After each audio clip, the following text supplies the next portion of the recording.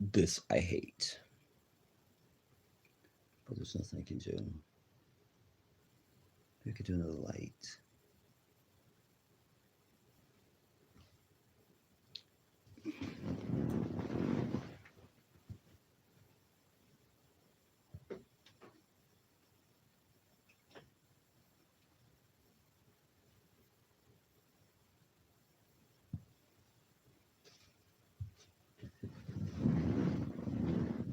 That didn't do anything.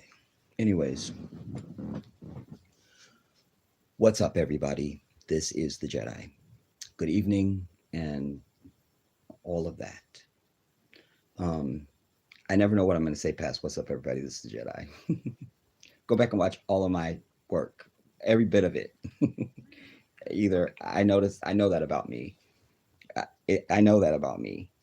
I know that about me, and that's fine. Why I'm here before you now? Please take us. I don't need to. Um,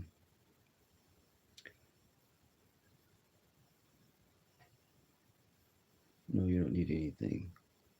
Die off, die off, die off.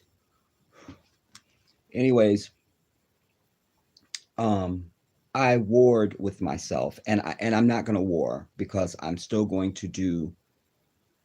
I'm going to do it all. Um, I'm going to get this so that I can look at you. Um, I hate these people that do this. Watch what I'm doing. Now we're talking right now. I'm looking at you. This I hate. You see these videos where they do this the whole video, the whole thing. This is what they do, and you're over here. You understand? It bugs the life out of me. So if you're somebody that does do videos, please don't do that. Um, I want to greet Sweet D. I love you. Terrence Bowers, my brother. So good to see you. And I'm glad anybody who's made this that I haven't read your name yet because I don't know who's here yet. I'm glad you guys are here. Um, I don't see any moderators. Do remember to thumbs up the stream, everybody. I'm here live. I'm saying it to you to your face. So just hit the thumbs up. J9, big shout out to you, Queen. Balance or Beyonce. Yeah. Beyonce, greetings. Jedi, are you going to talk about the Israel and Palestinian conflict? You're in my mind. That's why I love you. Um, William Bell, can you talk about the Middle East? I got you. And Beyonce. And thank you for that, Beyonce, because you can see I'm hating it right now. I hate it. I dare to say I'm puffy, even though I'm still trying to gain back the few pounds that I weighed before Ramadan. Whatever. Chocolate Rhythm. Shout out to you. Is that a new name for me? Chocolate Rhythm. I love it. Uh, Empress de Akibalan. There are not enough vessels for you. Um, uh, Cheryl Bryant, Jedi, I miss hearing you, brother. And happy Ramadan. Yes. And so, but it's Ramadan Mubarak. Mubarak. Mubarak. Say it with me. Mubarak. Ramadan Mubarak. Same thing. Um, CJ Stevenson, I love you intensely. Um, and that's who's here right now. I also want to say at the beginning right now to remind you guys once again that any time I'm live, as soon as I say, okay, everybody, that's it, this is the Jedi, I'll see you soon. Once I sign off, you go out, close your YouTube and bring it back up and see the view count. There's usually at least 300 people watching me while we're live, even though it never shows in the room. So, and I mentioned that the last few times that we spoke, I've mentioned that to you all. Miss GNX, that's a different name. Shout out to Miss GNX. Greetings, peace, and love, King Jedi from General Nikki.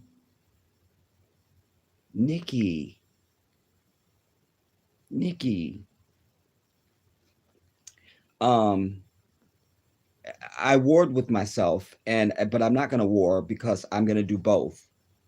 As I said to you, the Jedi Africa channel, the Jedi Africa, that's my other channel. Anybody that's going to know anything about Africa, you're going to have to be on that channel. No freebies over here. I have shared the link with you in previous work. I showed you the channel. I did everything that I need to do. And I've put some other work up on there. And why I'm talking about it now is because of what I am going to do on here, because the universe, it occurs to me, you know what? I'm going to give you an abbreviated version. Those of you the 111 of you, thank you, who are subscribed over on the Jedi Africa, or just Jedi Africa. It's not the Jedi, it's just Jedi Africa. And there's a picture of me. Here on this channel, you have the icon.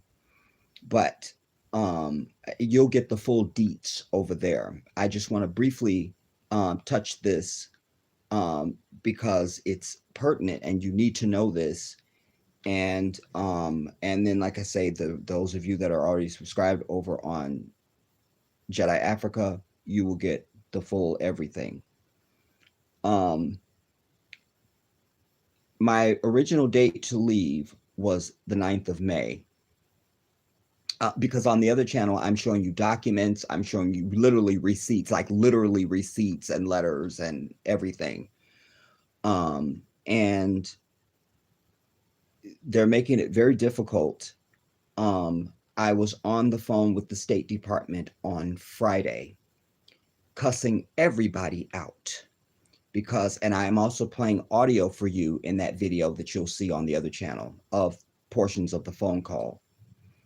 Um, because I have not received my passport yet. I should have my passport a long time ago, and I don't, because the white man is the devil, and because everything about this society is the first intention is unrighteousness. Like that's the law of the land. That's why you even need courts, because righteousness is not abound. It's not even welcomed. It's not even allowed.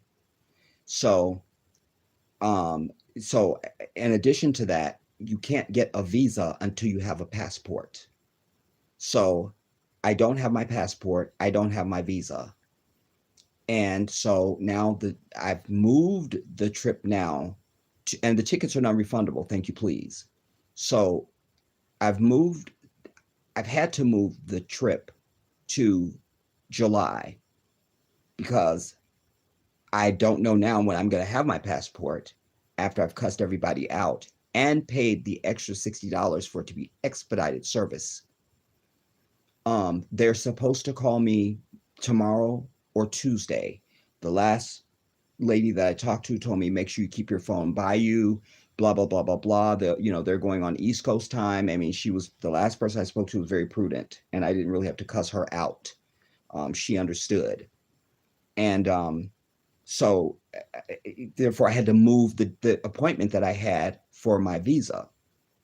I had to move that appointment because, and that's by appointment only. You can't just show up, and you have to show up in person. As I told you guys in previous work, there's only 3 places in the country that you can go to get this visa, and you have to show up in person no matter where you live in the country. If you live in Hawaii, you have to go to California or Washington, D.C.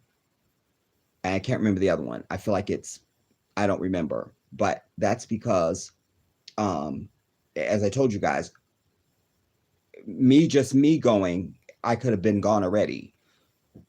Once my sister came into the picture and this marriage to this Nigerian dude, then so now I'm flying into Nigeria. I've even asked her, why can't he just come to Ghana? But I forgot in that moment, like, yeah, the family too, because we have to meet the family and it has to be all of that. So it wouldn't just be him coming to Ghana. It would have to be all of them. I still say y'all could do that. Anyway, so the Nigerian visa is the most difficult one to get. There's a lot of politics and bureaucracy and race that's going on. I'll break that down more in the video on Jedi Africa, but that's just to let you know why you still see me here now.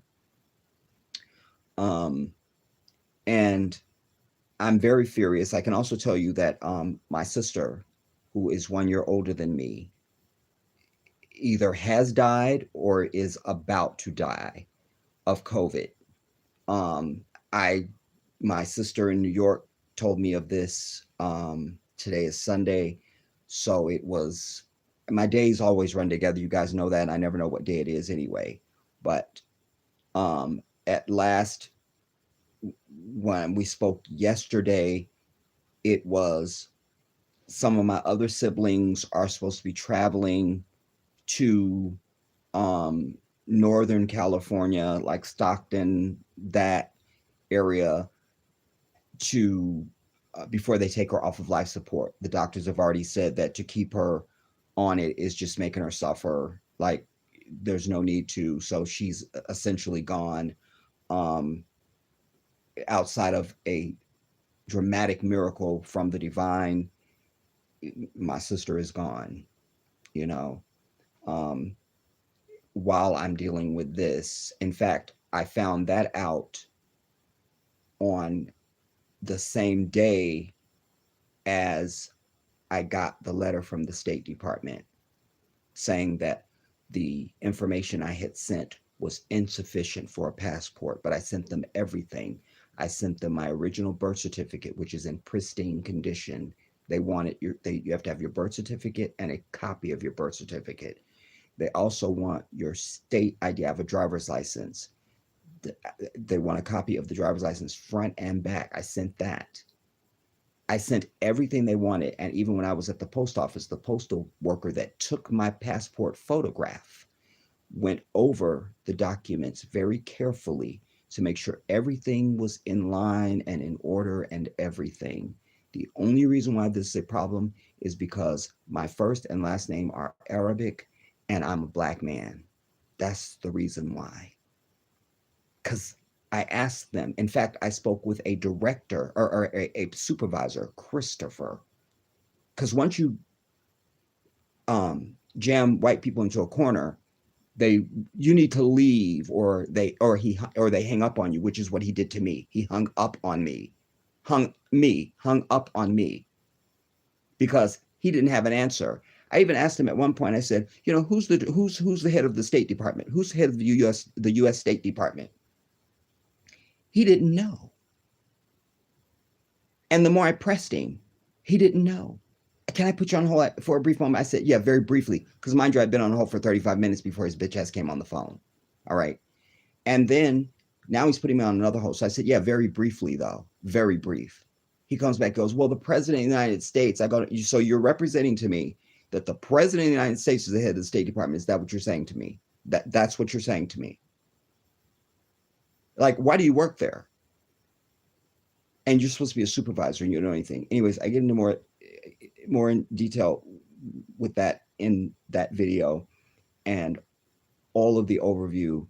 And that video is going to be up tomorrow. It was going to be up before I did this. In fact, I even say in that video that after that video, I would be live on this channel, but I'm not because the audio for the phone calls is on this tablet and I need to transfer them to this phone.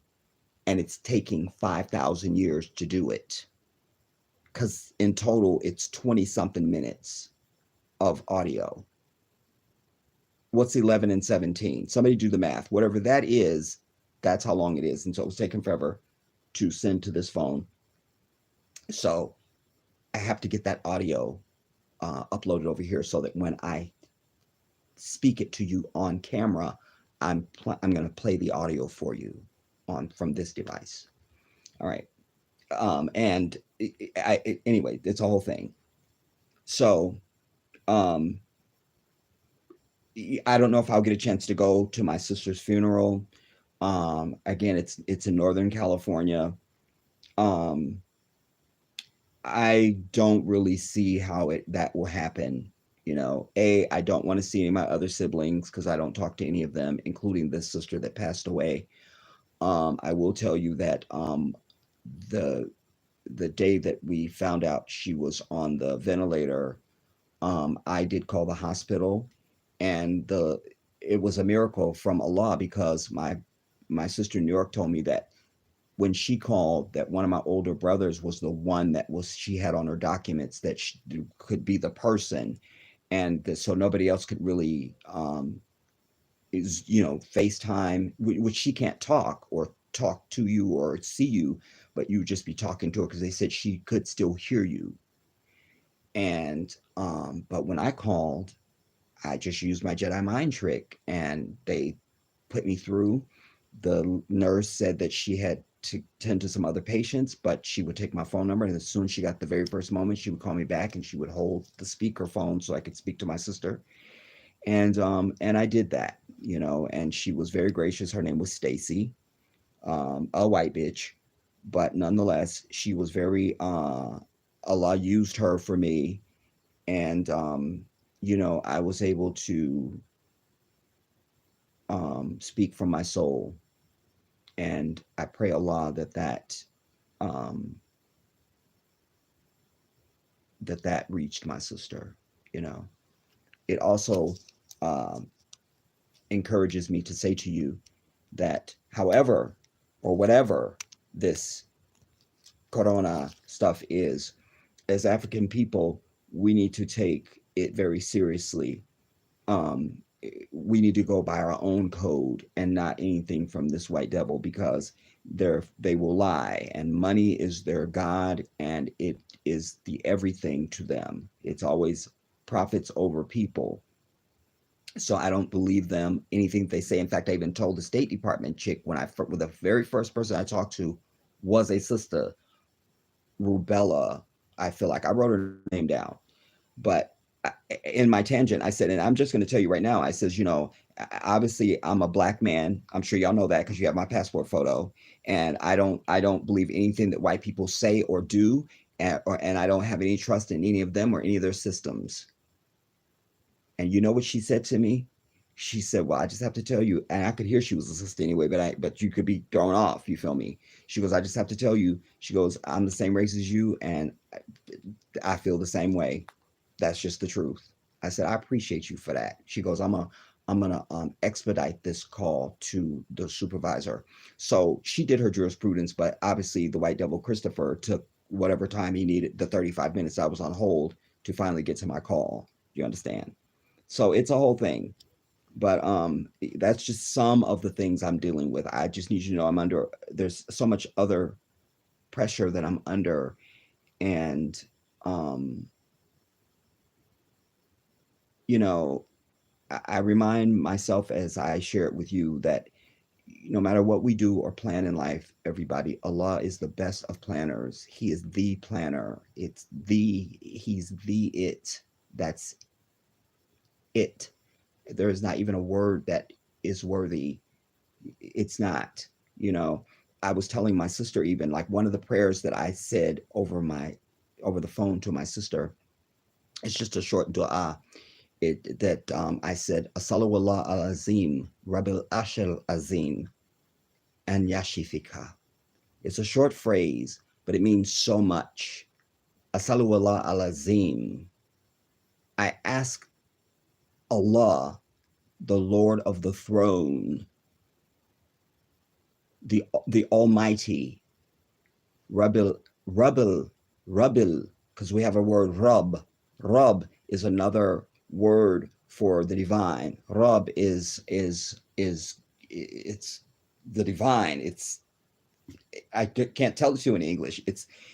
I don't want, for your um limited knowledge, I'll add father to that, protector, parent.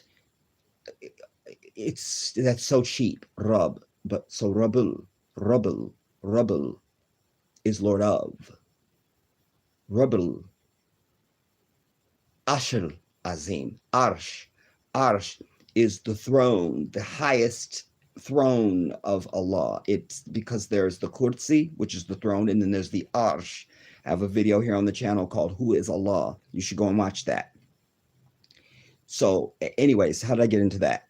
But I was, anyway, I was asking, it's one of the things that I was saying, to ask the divine to relieve my sister of this affliction that has hold of her. And oh, I know where I was at. Alhamdulillah, all knowledge is with Allah. I was saying to you, no matter what you plan, Allah is the best of planners. He is the Almighty, the self-sustaining, the eternal, the absolute. And when I started saying Africa, I was saying 2020, you know, and it's 2021. And then now I'm on the cusp, and all this stuff is flying into my universe, into my orbit. Um, and I don't appreciate it, you know, but um, one way or the other, they're gonna have to do. They're gonna have to. They're gonna have to send me my goddamn passport because they have my birth certificate. They have my money. Do you understand? They know who the hell I am. They know. And as I said to somebody that I was cussing out, I said, if my name was Heather Johnson, I would have had my passport. As soon as I turned in the application, they would have just handed it to me, probably just, you know. So there's collusion, white collusion, white allegiance, white evil, white supremacy, white devilry. Just add whatever you need to after white, and there you have it. Cheryl Bryant, a kiss to you. I love you. Um, Let me see who all's here because I do want to speak. I didn't think I would be doing any more speaking, quite frankly, before I left. Um, and that any and all things would just be Africa.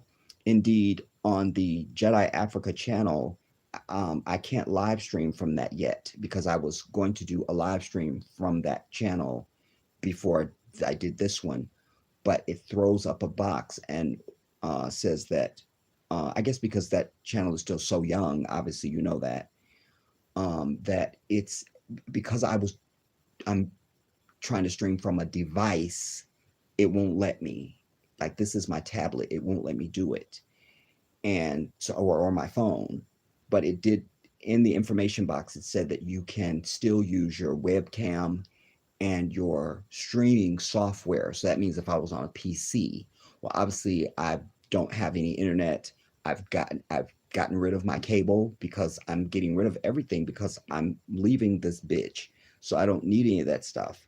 It's just that now the timing is off, Um, it's just anyway. But when I heard about the rumblings of this, oh, I was trying to pull me up on this phone because I can't. Of this um, white fake Zionist Jews. You can't even use Jew and Zionist in the same sentence because it's like saying fire and ice. No. So white devil Zionists. I've just made the distinction for you over the years that the Orthodox Jew is you don't know any of them because they are like the Muslim. They are peaceful, God fearing, close knit people. They're not in media. They're not this. You don't know any of them. All you know are Zionists, and those are not holy people, and they're damn sure not Jews. And most of all, whether they're Orthodox or Zionist, they're not Semitic. They're not Semitic. And I've done full videos here on the channel explaining to you the difference between Judaism and Zionism. It's two different worlds. One is the devil, one is not. You understand? And so, what you have yet again, while they're attacking us every day in this nation, you have white people attacking Palestinian Muslims and Christians in Palestine. There was no place called Israel before 1948. There wasn't. There wasn't. Hear that again for the millionth time that I've said it since you've known me. Before 1948, there was no place on planet Earth known as Israel. There just wasn't. There wasn't. Now, there's been Judea, you understand? And I would dare even say there was really no people called Jews. There were the Israelites, which is us, and we are Semitic people. Our melanin testifies to the fact that we are Semitic even. But we are stolen Africans, and we come from the land of Semite, being the land and the languages. I've broken that down in previous work for you, what it is to be a Semite, so that we don't speak Aramaic, we don't speak Arabic, we don't speak Hebrew, we don't speak any of those languages, but we're still Semitic. You cannot be white and be Semitic. That's first. There's an indicator. You cannot be white and be Semitic. That's first. So no white person is Semitic, no matter where they live on earth. Even if they were born in this created place called Israel, that's just a white person being born in Palestine. That doesn't make them Jewish, and it does not make them Semitic. That's why they never have the Semitic conversation, because they've got nothing to stand on. When Nick Cannon tucked his tail between his legs after he was so bold and manly when he was talking to Professor Griff, he was right on target with everything. But as soon as this fake Zionist showed up with their screaming, with their moaning and whining, he changed his tone. Well, I still need to educate. I need to educate myself, and I need to learn. And what do you need to learn? You need to learn that my fist needs to be in your face, Nick Cannon. That's what you need to learn. That's what you need to learn, because nobody wants to have the Semitic conversation. They want to be seen as the sacred people when they never would be chosen as God's holy people, ever. There's a requisite for everything in life. You understand? If Allah is going to choose you as a prophet, you kind of got to be perfect almost. Almost. And it would only be almost, because the only perfection is Allah Azza wa Jal. That's it. So you almost have to be perfect. To mankind, you would be perfect. We would see no error in you. Be like, you are perfect. Well, you're perfect. That's why you're a prophet. You're perfect. You see. So there's a requisite. So you cannot be white and be Semitic. That's the end of it. The moment somebody come in there to talk to Nick Cannon that don't look like this, then they should just walk back out of the room. When you're ready to send in a Semite, holler at me. Now, you want to send in an Arab person who is following the Jewish religion, who's born on the land of Semite, we can talk. You want to send me an Arab or African Jew, we can discuss, because they're going to be Semitic. You understand? Even this Yiddish that they've come up with, that's not a language. Yiddish, Jewish. Ish is nothing specific. This is why it's ish. Well, I'll be there around 3-ish. That means I'm not going to be there at 3, or I could be there before 3, or I could be there at 2:30, or I could be there at 3:45. It's 3-ish. Well, Jewish, Israelite, not Israelite-ish, Israelite, done. I don't need shit else. I don't. And what we see, you always see every time there's a changing of administration, like we just changed it from the devil to another devil, from Orange Puff to the Crypt Keeper. And now it's, there they go again, with their bullshit.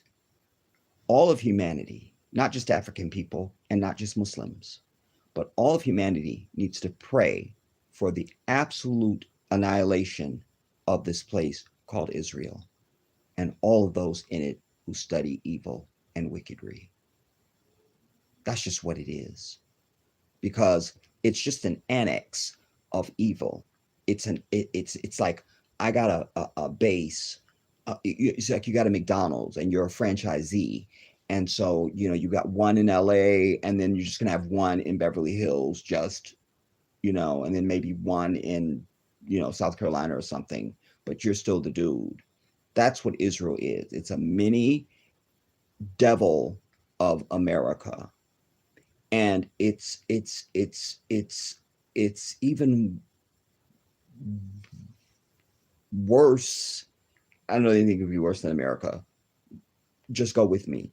But it's almost worse, because it's the white utopia. They want to establish a white utopia. This would be that if they had not brought us here as slaves. And I would even speculate, hear me, I would speculate that but for the theft of African bodies from the continent and we didn't exist here, they probably would have never set up an annex in Palestine. You understand? Because what they really want in this fictional place called Israel is just all white people. And they want to have this fantasy that they're somehow holy and they're connected to God. Fact again, no book, no prophet ever sent to white people. Fact. I don't give a fuck who doesn't like it. That's the truth. And it's going to be the truth whether I say it or not. That's it. No book, no prophet ever sent to white people. Done. And for all my Christian folks, again I say unto you, you need to set your ass down, because this holy prophet, Isa alayhi salam, as the one who creates calls him in the Quran, Isa. Because listen, just with etymology, I'll just do it in real time.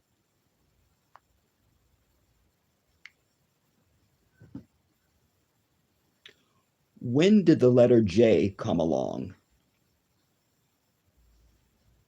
Turn it up so you can hear the white whore if she speaks. She may have an attitude.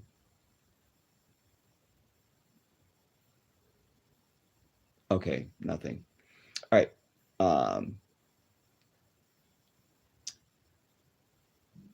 How did J get its sound? That's not what I asked the whore, but of course they always tell you stuff you don't ask them. Both I and J were used interchangeably by scribes to express the sound of both the vowel and the consonant. Hear the evil in that. Hear that.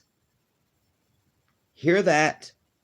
Because this is what they call it, revisionist history now. This is the first thing that came up. Hear this now, you're going to learn. How did J get its sound? Both I and J were used interchangeably by scribes to express the sound of both the vowel and the consonant.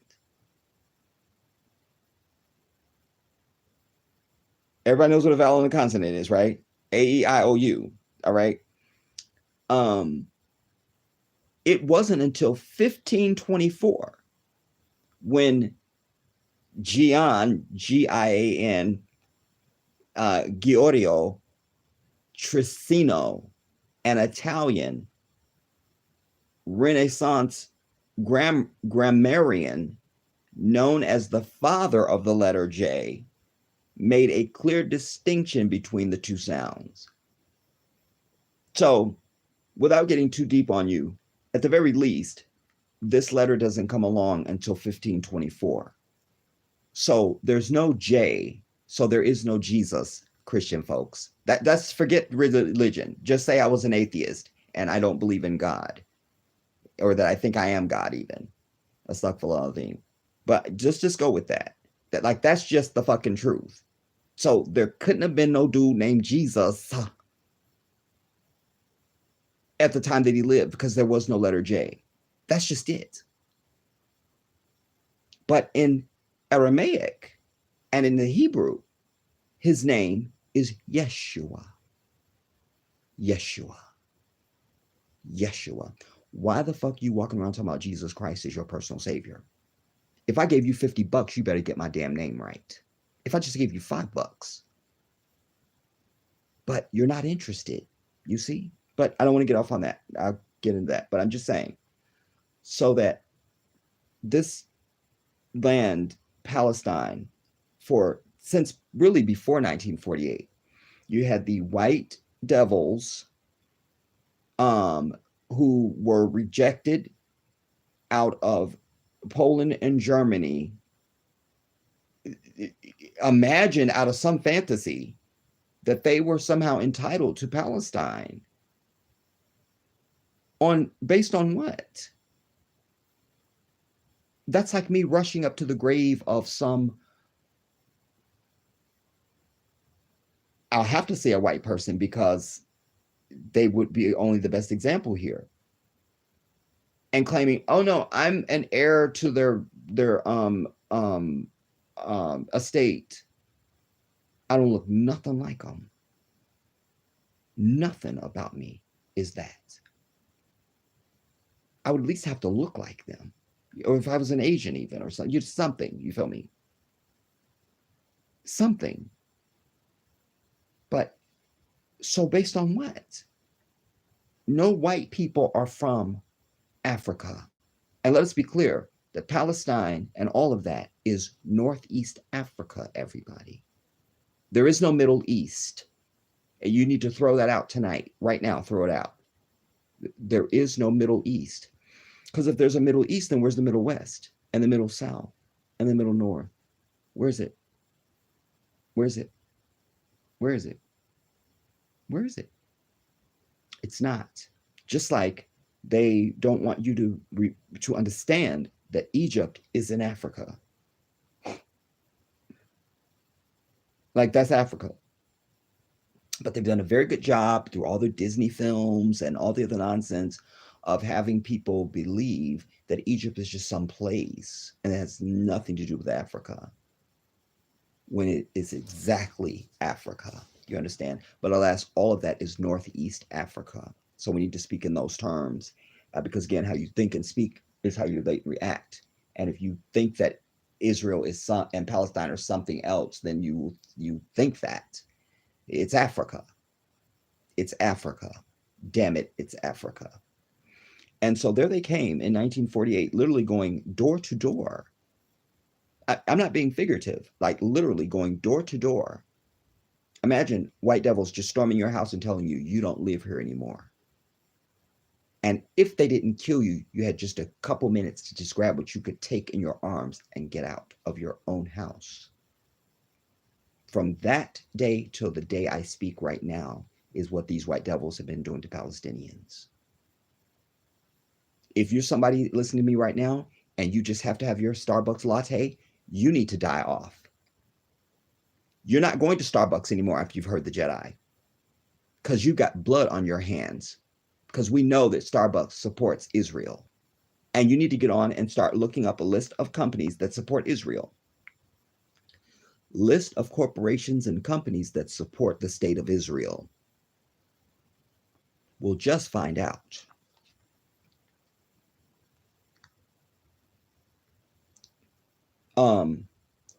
You cannot give any of your money to these people, everybody, because the Palestinians, they keep taking and taking and taking and taking. It's like I come into your house and I just decide, even though I have no right to your home at all, that this whole section of the living room is mine now.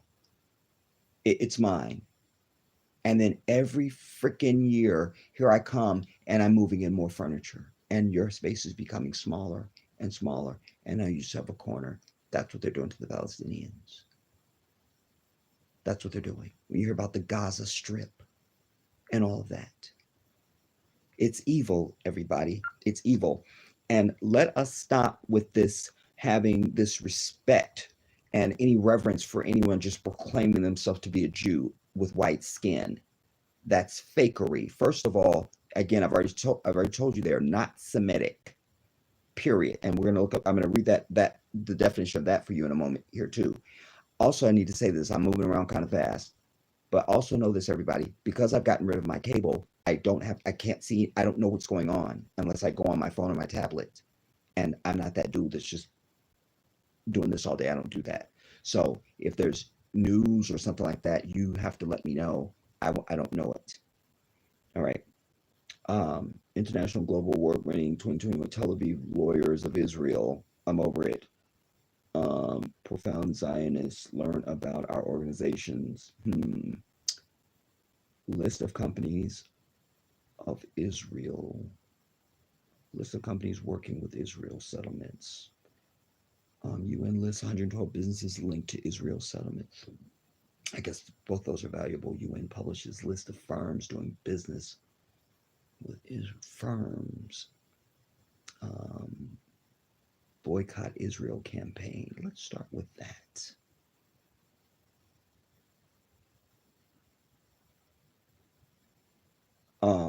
Because we have to be over this. You know, we've been nearly 600 years. Well, it's over 600 years that we have been under the foot of these devilish ass beasts. And this you need to understand, as African people, you need to see a kinship with the Palestinians. You need to see that. That's how you need to receive and understand the Palestinian as a brethren, because they are under physical attack every damn day from this white devil. You understand that walls are up. These walls are just going for miles and miles, and you can't pass. And you can come into Israel to do work, or you can do this or that, and you have to go back. And they're building settlements in land that in previous treaties has been decided. Okay, we're going to leave the Palestinians with this, which you really don't have any right to come in and negotiate on my shit. You're not even in it, and now you have a place of position. How? You just get in my car and say, okay, we're going to negotiate about where you're going to drive your car today. Bitch, get out my car. You're not going anywhere, and I'm going where I want to go. But this is what's happening. So this one fucker, he wouldn't even. I'm moving around. The reporter kept asking him directly, does Palestine have a right to defend itself? He wouldn't answer it. Is Palestine a state? He wouldn't answer it. I've brought you the evidence in video showing you, and I use Cynthia McKinney in some of my pieces, showing you can't be a mayor, a governor, a senator, a city council person, none of that bullshit, unless you pledge your ass to this fake bullshit called Israel. Fuck these people. You understand? We pray for their deaths because that's what they're doing to the Palestinian people. Children and women they're killing. All they have, the Palestinians, I remind you, don't have an army. They don't have a military. They have rocks and shoes. Once again, they may get a hold of a grenade or something. But you have Israel, this fake ass place with a huge arsenal. Mind you, America foots their military budget also, and also supplies them with weaponry and all the shit, because it's just a little mini America. You understand? So who was it I was watching? It was Trevor Noah. He was saying, in fact, he did a segment on it. He was like, I know I'm gonna get up, people are gonna hate me for this, and I don't care. But he was asking the question of,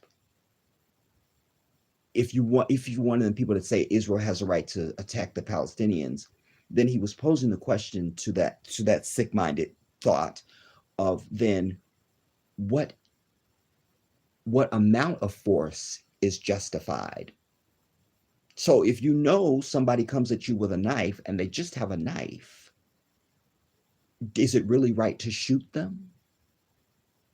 So if they throw a rock, do you really have to shoot a missile at them? But this also goes to one of my central themes in life. I tell you all the time, the white man is the devil, everybody. These people are the devil. And let's get over this, all life comes from Africa, because no the fuck it don't. Anything that's from you should emulate you, should reflect you, should have some of your essence. There's nothing about white people that's like any of us. I'm only going to speak for Africans. I'm not going to speak for the Asians and everybody else. There's nothing about these pathetic ass sick-minded dogs that's anything like us. Nothing. And if that were true, then African women in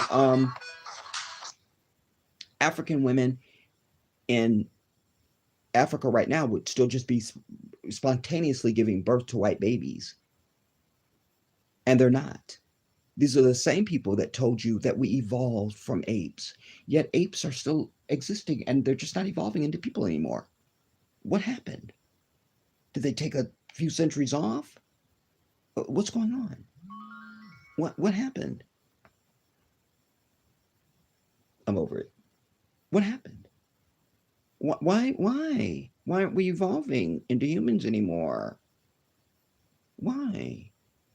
These same people that told you God took a week or some bullshit to build the earth, and then said that there'd be light. Like, So he was creating in the dark. That, I mean, it was just, I mean, the same devil, the same devil, the same devil, the same devil.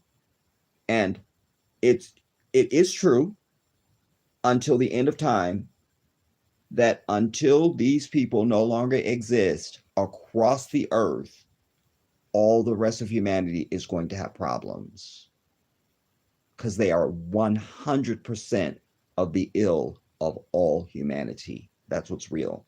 I want to read some of these companies, and I'm going to come back to see who's here now.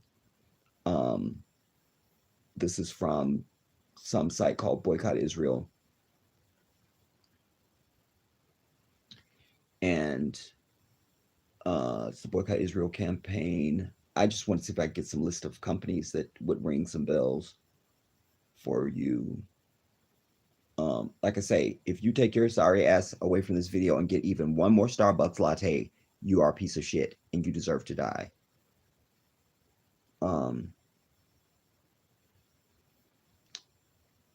Arsenal Football Club with Eyewitness Massacre. AOL Time Warner. Oh, this is all the receipts. AOL Time Warner, Coca-Cola. Get your list. Delta Galil, Galil. Is that Delta Airlines? Because that's my airline. Too late to boycott them now. I already have the ticket. Estee Lauder, my sisters. Johnson and goddammit Johnson. Lewis Trust Group, Ltd. Marks and Spencer. News Corporation. Revlon. Selfridge. Home Goddammit Depot. Starbucks. McDonald's. No more Big Macs. I hate this lighting on me right now. This is not, I can't, and this is not a glamour campaign, so whatever. Apex Partners and Company, Ltd. Danone. Disney in this bitch. IBM. Kimberly Clark. L'Oreal. Nestle. Nokia. Sarah Goddammit Lee. The Limited Incorporated. Intel. Timberland.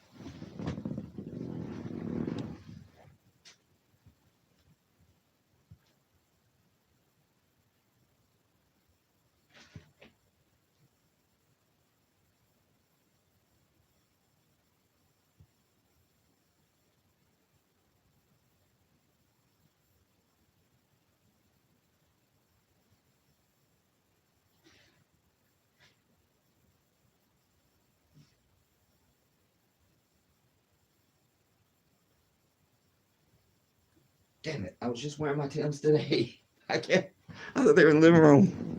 They're probably right there in the damn closet. Anyways, Timberland, goddammit. So obviously you already have them. You can't, what are you gonna do? You already spent the money. You feel me? So, but you can't do this for now on. So maybe you have some L'Oreal, but not after now. You can't. Otherwise, you're pathetic and you need to die. Arsenal FC, no idea what that is. And these are links you can click on, by the way. So you want to go to boycottisrael.com, everybody. This is what it looks like. You're going to go to Boycott Israel on your own. And you're going to then scroll down for this list that I was just reading from. There it is. This is the list. Excuse me. That I was just reading from. All right. And you can click on these. So let's click on McDonald's. Click on McDonald's. And then it brings it up to, and then I get another page that looks like this when I clicked on McDonald's. All right. It tells you that company, McDonald's, and then I guess they're going to tell us a bunch of other stuff. All right. products and affiliated companies. That's also helpful. So it's even deeper than McDonald's. So to be McDonald's and then any subsidiaries of McDonald's holdings that they have, entities they do business with or in the name of, and things like that. We just got to be over these people. We have to. And wallahi, the other week I started trying to look up and find what was the nearest synagogue to me. I couldn't find one. Like I want to know where they at. I want to go and see them to their face and ask them first of all, if you're a Zionist, if you're an Orthodox Jew, then we'll just discuss. If it's a Zionist, it's gonna be a problem. You understand? Because they're gonna have to try to defend that bullshit to me, and there is no defense for it. There isn't. You're not holy. Even listen, let me be clear. Orthodox Jews are against the state of Israel. Orthodox Jews are against Zionism. I need to be very clear, and you need to be very clear. You understand? Orthodox Jews do not accept the state of Israel. It is illegal. And it's also against Jewish law. It's against the Torah because in Torah, it says to the Jews, we'll call them now, that they're not allowed to have a state. Even if there's a patch of land that all of humanity says, you guys can have that. You can build yourself a state. It's forbidden. I want you to be real clear about that. Under Jewish law, the tenets of Judaism, it is forbidden for them to have a state. So it's not just the Jedi saying that the place is illegal and it needs to fucking be destroyed. It's their own tenet. But again, those are not holy people. Just like they want to claim that America is a Christian nation. Who believes that? Who believes that? Who believes that? This is just the bastion of all holiness right here. Right here. You're in it now. You're in paradise right now, everybody. You don't need to move. You're in the bastion of paradise and holiness. So you're going to go to that site.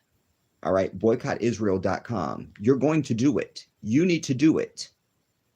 This is how you change the world, everybody. It's like Michael Jackson said, if you want to make the world a better place, take a look at yourself and then make a change.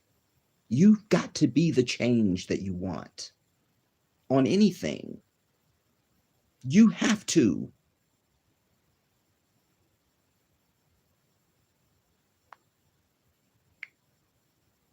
Let me quickly see who's here.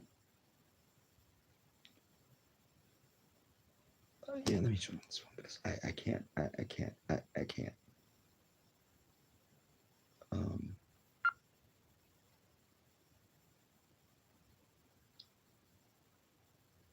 Is that a T? That's not a T.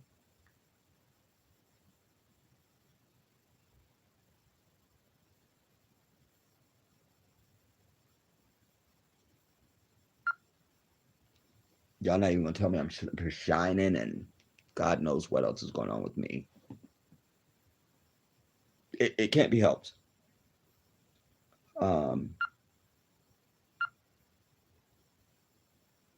Lulu Bean, that's the first name I seen when this just came up right now. Lulu Bean, shout out to you. At Joe Green, biblically, Israel is a people, not a land. The continental identity, and I should emphasize how Lulu is typing. Biblically, Israel is capitalized, a people capitalized, not a land. The continental, all capitalized, identity belongs to Africa. The Middle East was created in World War II by British correspondents. Thank you so much. And then that also gets into our girl, Chihumbori Kwa, Her Excellency, who was telling us about the Francophone countries, everybody, and France's influence on the continent and how they still have the documents for the agreement for continued colonialism that they had the African nations sign and so forth. I mean, we have it. We have it. Thank you for that contribution, Lulu Bean. Richard Hart. Arsenal FC is a British soccer team based in North London. Love the receipt y'all are coming with. Yes, Richard, thank you for that. Because who among us knew that? I didn't.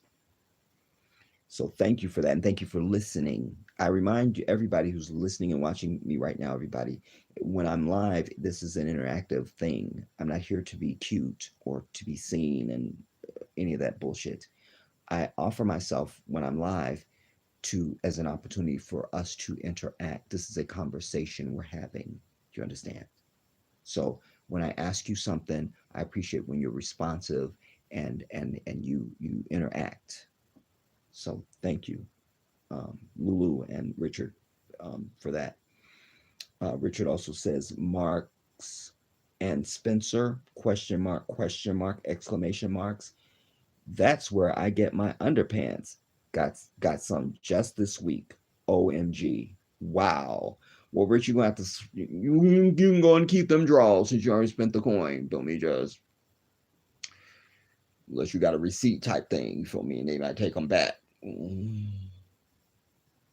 No. But just you're not gonna get any more.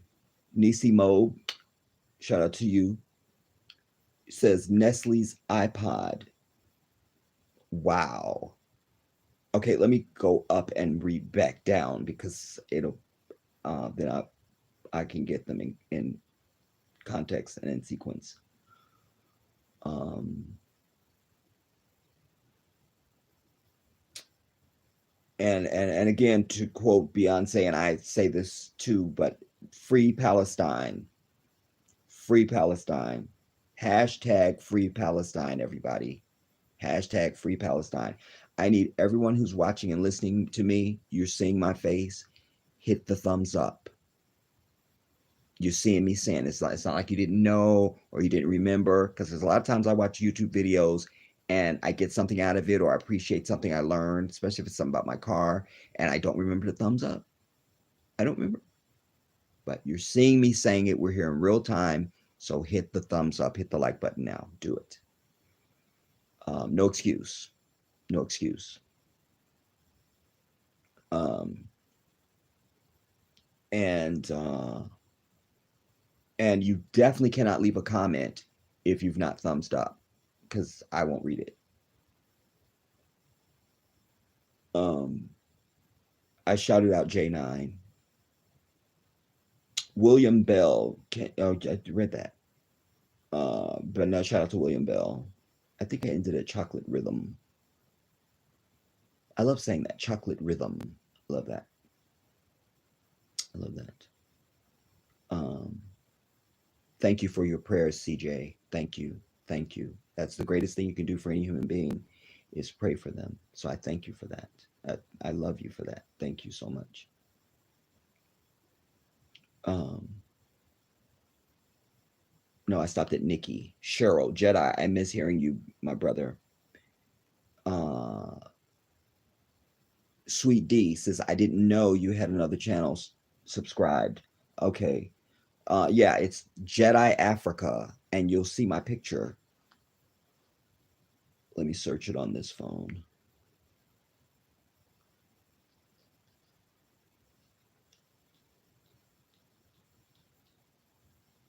I just kept it real simple for y'all, just Jedi Africa, like we good, that's enough. Jedi Africa. You see it, you're seeing it, you saw the evidence, there you have it.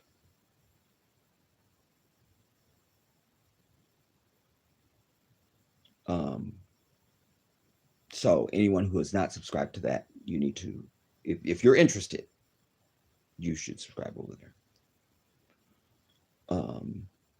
And thank you, Sweet D. And another shout out to you. Cheryl, I am subscribed to your Jedi Africa YouTube channel. Thank you, Cheryl. Of course you are. You're one of my loyal and faithful, and I deeply appreciate you. Thank you so much. Kiara, hey Jedi, good to see you. Good to see you too, Queen. Um, um, uh, hey, thank you, Sweet D.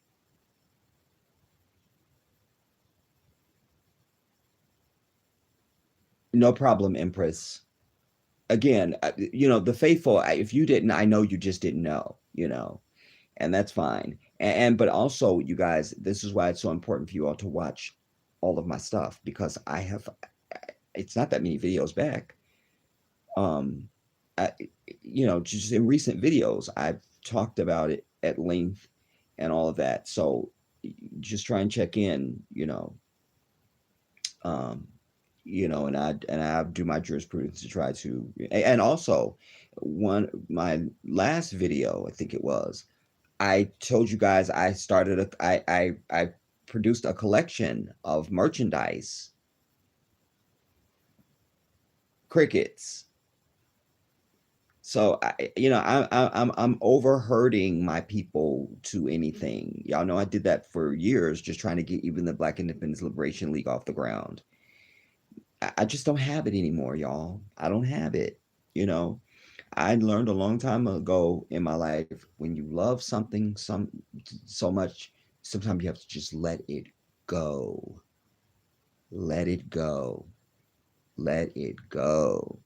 And that's, I said to you for years, I said, it's liberation and revolution, or it's Africa for me.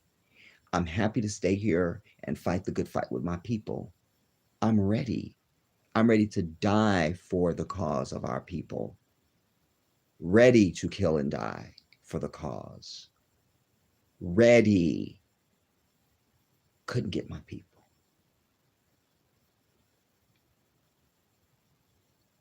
Couldn't get my people. Look how long it took even for me to raise the money, you know, and all of that. And just, I can't, man.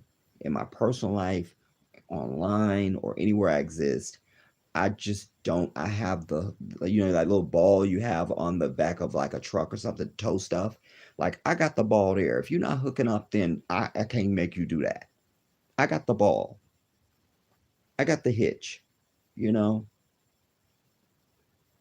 you hitch or you don't. When did I say, I need everybody to thumbs up that's watching me? We're still dragging. You know, I mean, it's just I can't. I said I'm happy to give up all my dream of leaving and moving to Africa if my people are going to stand up. I'm happy to do that, you know. But I'm someone who closes doors when I know that it's of no value to my existence. That's why I don't speak to any of my family except for my sister that you guys always hear me talk about. My sister lives in New York. I had to just accept somewhere along life that my other siblings, just, you're not going to get those people, Jedi. You're not. And I'm an all sum total type of person. You can't give me a piece of something. I don't do well with that. I just don't do well with that. Even literally, like when I was very young, if any of my siblings went to the store and they came home with like some candy or something like that, now, can I have a piece? Can I have a piece? And literally, if they didn't give me the biggest piece, they used to, I didn't know this. They told me the stories, as I was growing up. I wanted the biggest piece. Or I was mad and I didn't want any of it. I don't remember doing that. I'll just take their word for that. But because I'm exactly that dude now that will give you the biggest and the most and the best, you know. I, so whatever, but I know that I need a full tank. I can't have a half a tank for anything in life, because I don't give half of anything. I give my all to everything that I invest myself in life. I give it 100,000%. So I'm not looking for a double standard. I'm only asking to my own ability. Nothing over that. Not asking for a miracle, not asking for the impossible. You know, Years ago when I used to teach dance all the time, I've worked with thousands of dancers, and it always killed me when someone, I'm giving it, an 8 count, and or a segment. Maybe I'm just starting the routine, and you have somebody bitching that when I'm getting on them and saying, no, you're not doing it right. You This is what you're doing. You're doing this. You're not doing that. And they want to get mad at me, like I'm asking for the impossible. Oh, I have a body too. Didn't your bitch ass just see me dance it? You didn't see me just do the move. You didn't see it. I'll just do it 8 more times for you again. Oh, and oh, by the way, I've already danced that routine probably 50 times before I begin to teach it. And then I have to dance it even more every time I'm teaching you. It can be done, so I want it. Or go. That's how I feel. It can be done. And if we're not doing it, then it's willful and it's on purpose. And I don't want, I can't be a part of it. Um, Thank you for your condolences, J9. Beyonce, thank you for your condolences as well. I appreciate you. And Mika and Alita, uh, J9, I think Miami is the third location for the passport. It might be J9. I can't remember it. But, because they have to do what they call bionetics. You have to show up in person. You need to have your passport with you. And, you have to fingerprint you and all of this. And it's a whole big thing. Um, I don't really know where to place this in the rhythm of my universe other than just submit to um, that it's just going to be in the timing that Allah has decreed and not mine. Um, I just, because everything is a sign. I always tell you, I don't want to get off topic. Let me come back and I'll go back. I'll come to that again though. Cheryl, Jedi, my dearest brother, I am heartbroken to hear about your loved one. I send my heartfelt condolences. Thank you so much. I feel that to my soul, because it's from yours. You know, um, I will say this.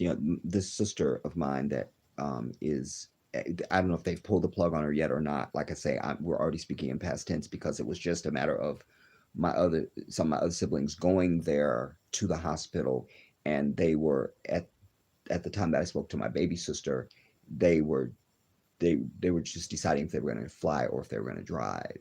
It was just logistics. But that was the only reason why she was still even on life support, was just so the family would have time to be there. But she and I sadly were not close because of her.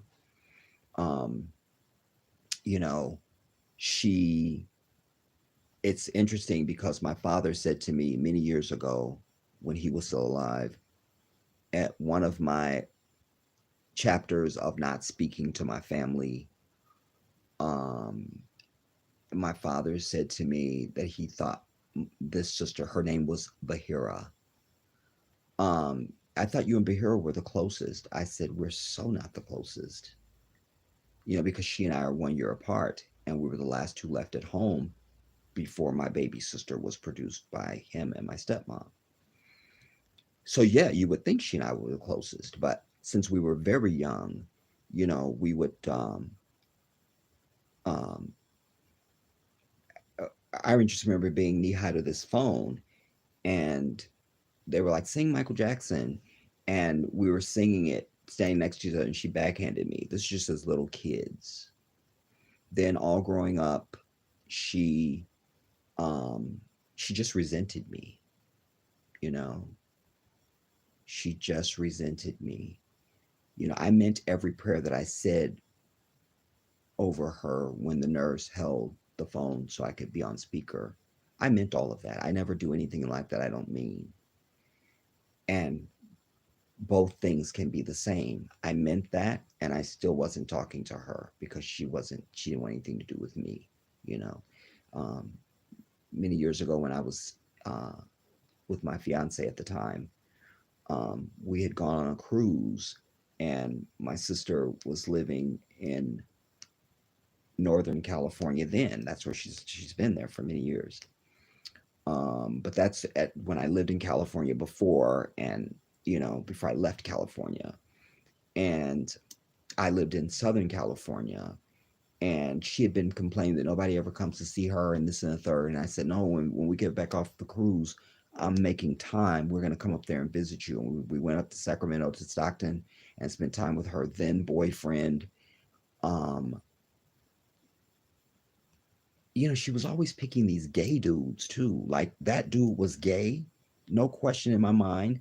And her husband, who died not too long ago, was also gay. Like, you don't know this dude is gay? I never said it to her, but it was like, what?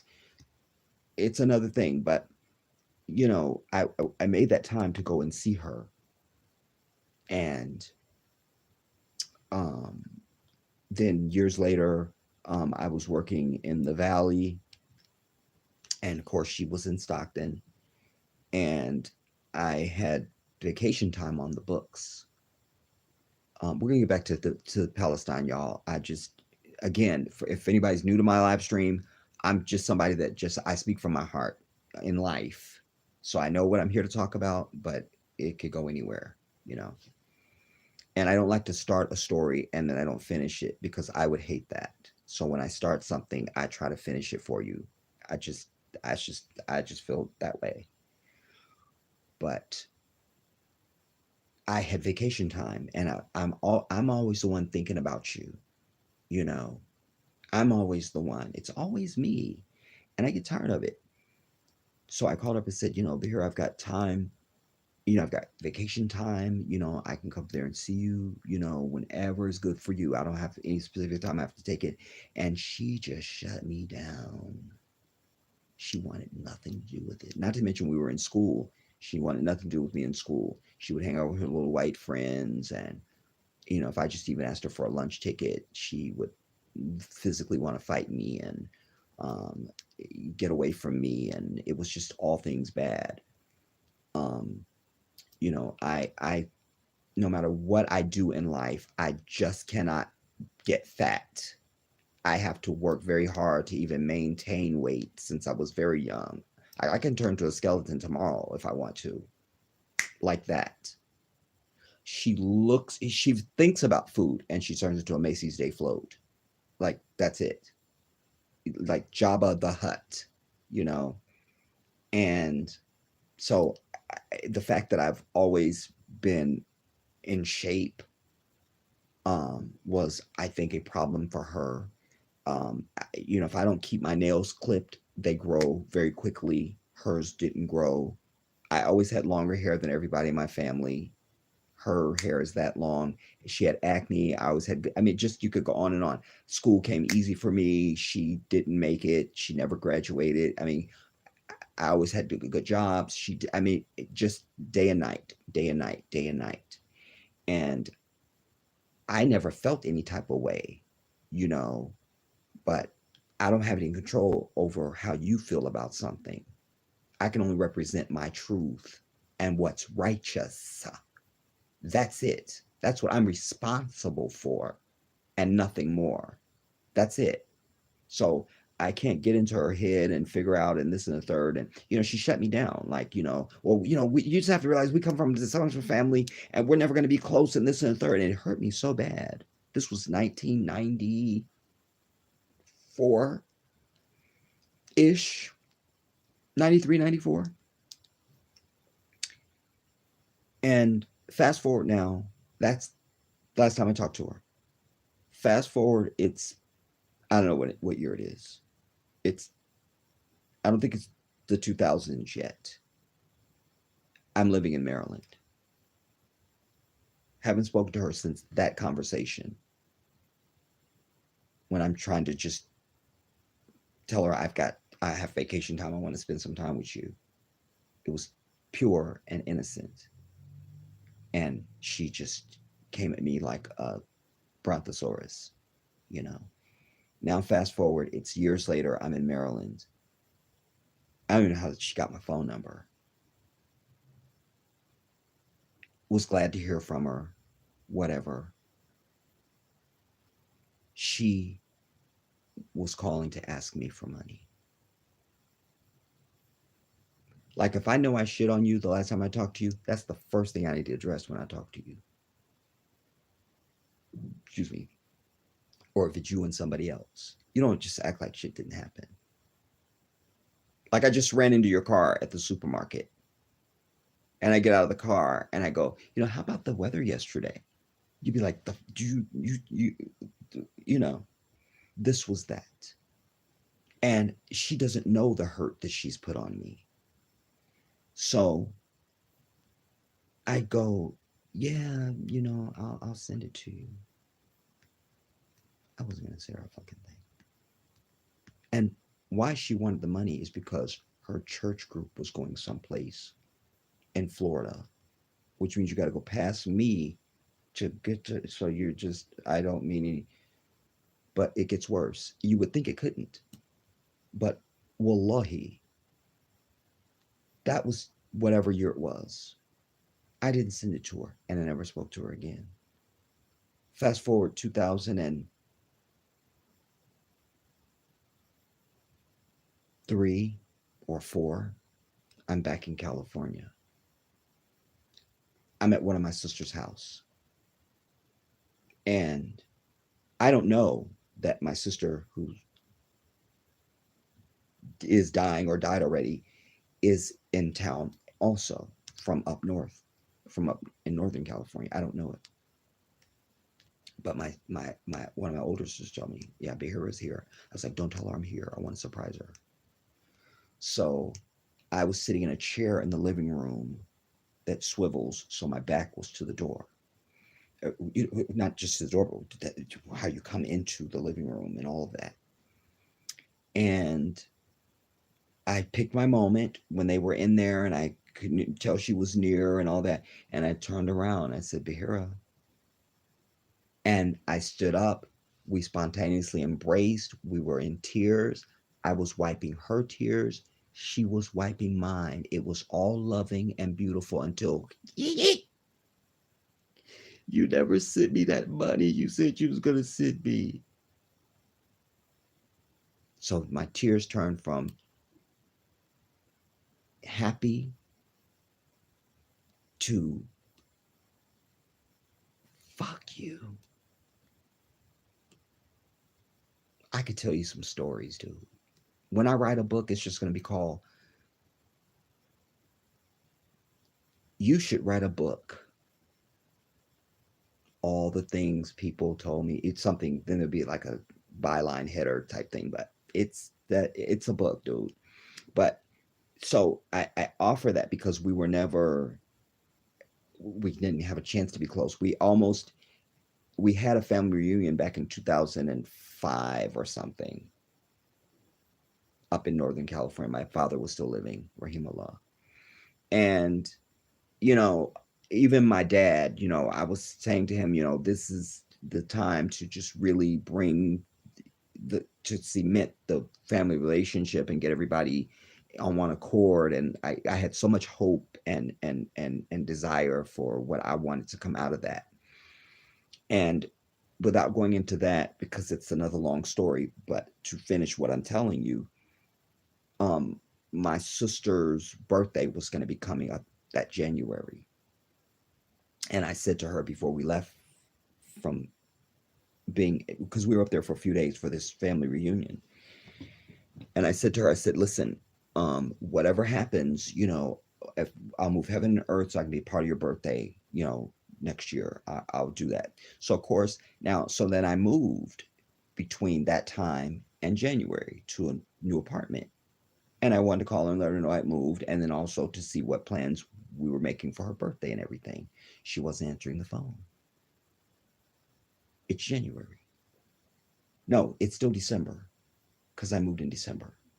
Her her birthday was in January, but I was calling in December because I just moved, and I was leaving messages, and her voicemail was like, Jesus is the reason for the season. She's one of these Christian people.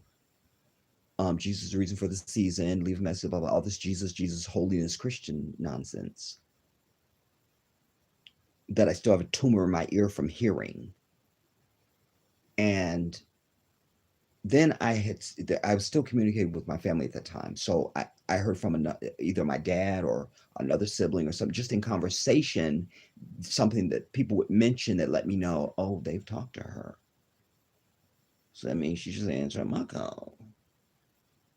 I only seen her at the family reunion. We were all lovey dovey. Why wouldn't she be taking my call now?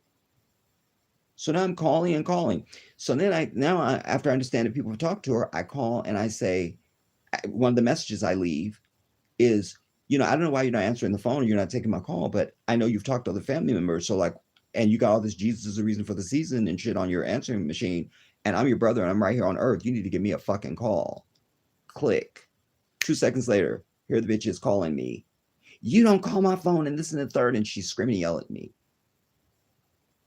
And then she hung up on me. That you don't do that to me in life. You ever hang up on me in life? Wallah, you hang up on me. I don't care what kind of argument you want to have with me. You hang up on me, you're gonna see me at your house. You're gonna see me. Wallahi, you will see me. So unless I just can't get to you, like this Christopher dude that hung up on me at the State Department the other day. That's something else.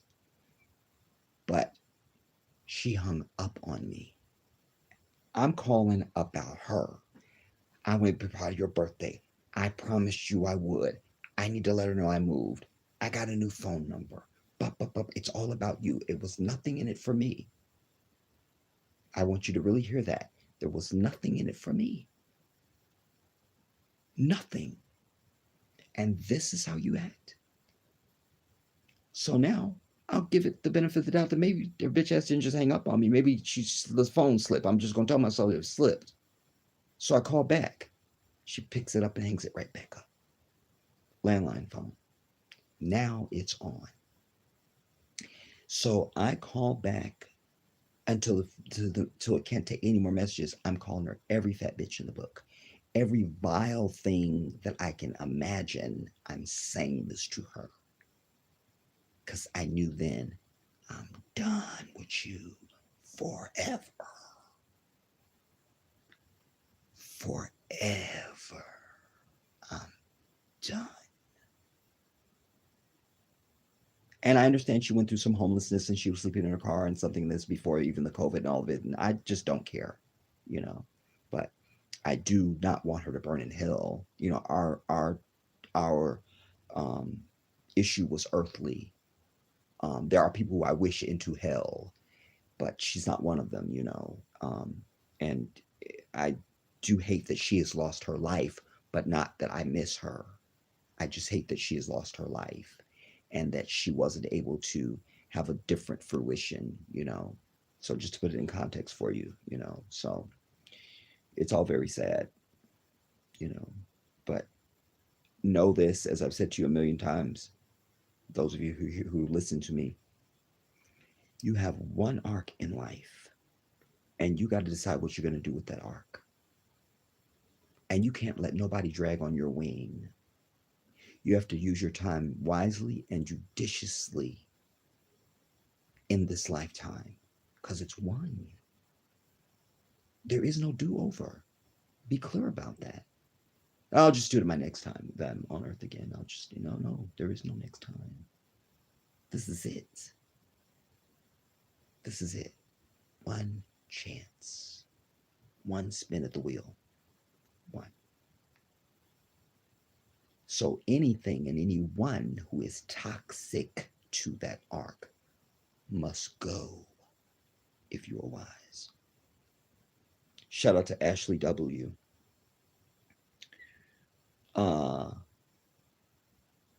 Miss Reynolds. Walaikum salam, rahmatullahi wa barakatuh.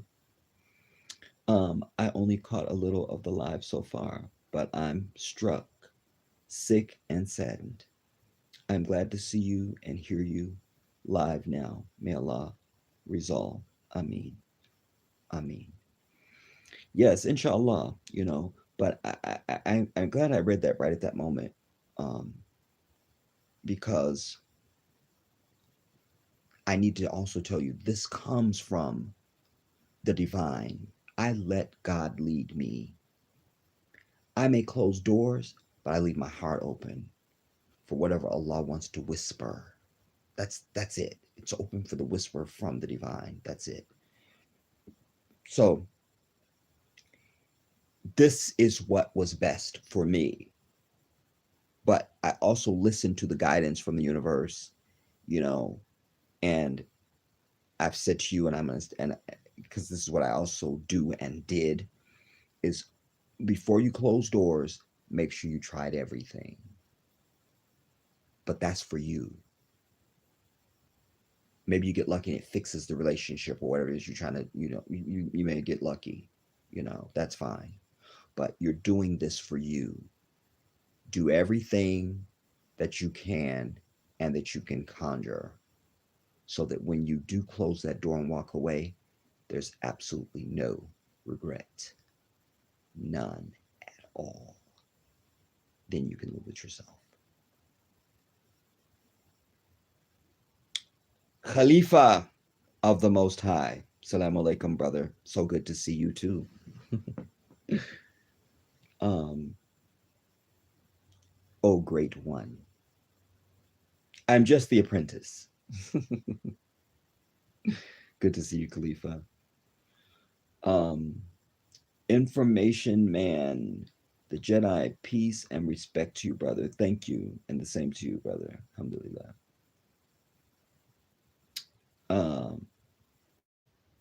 The Empress says, preach and teach, my king.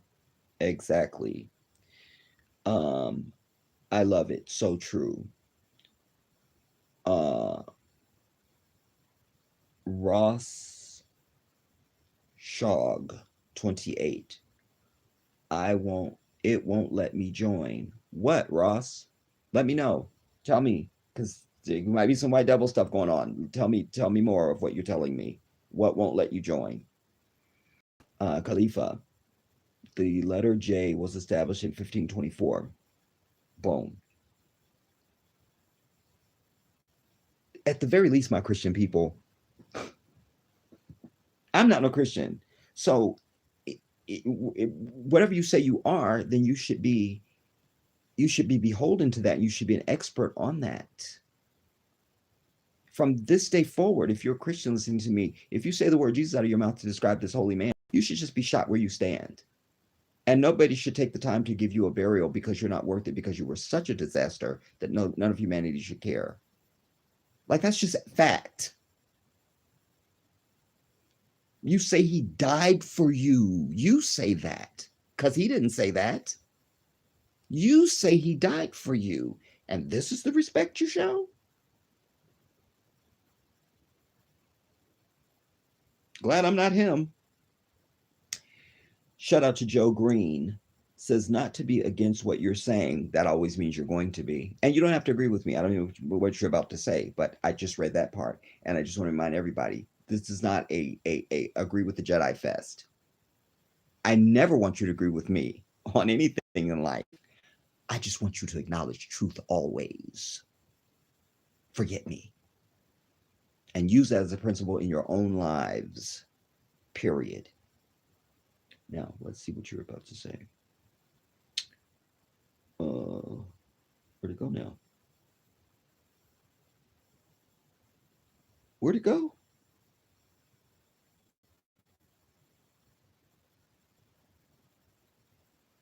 It just vanished as I'm saying that, so I didn't get a chance to read the rest of it.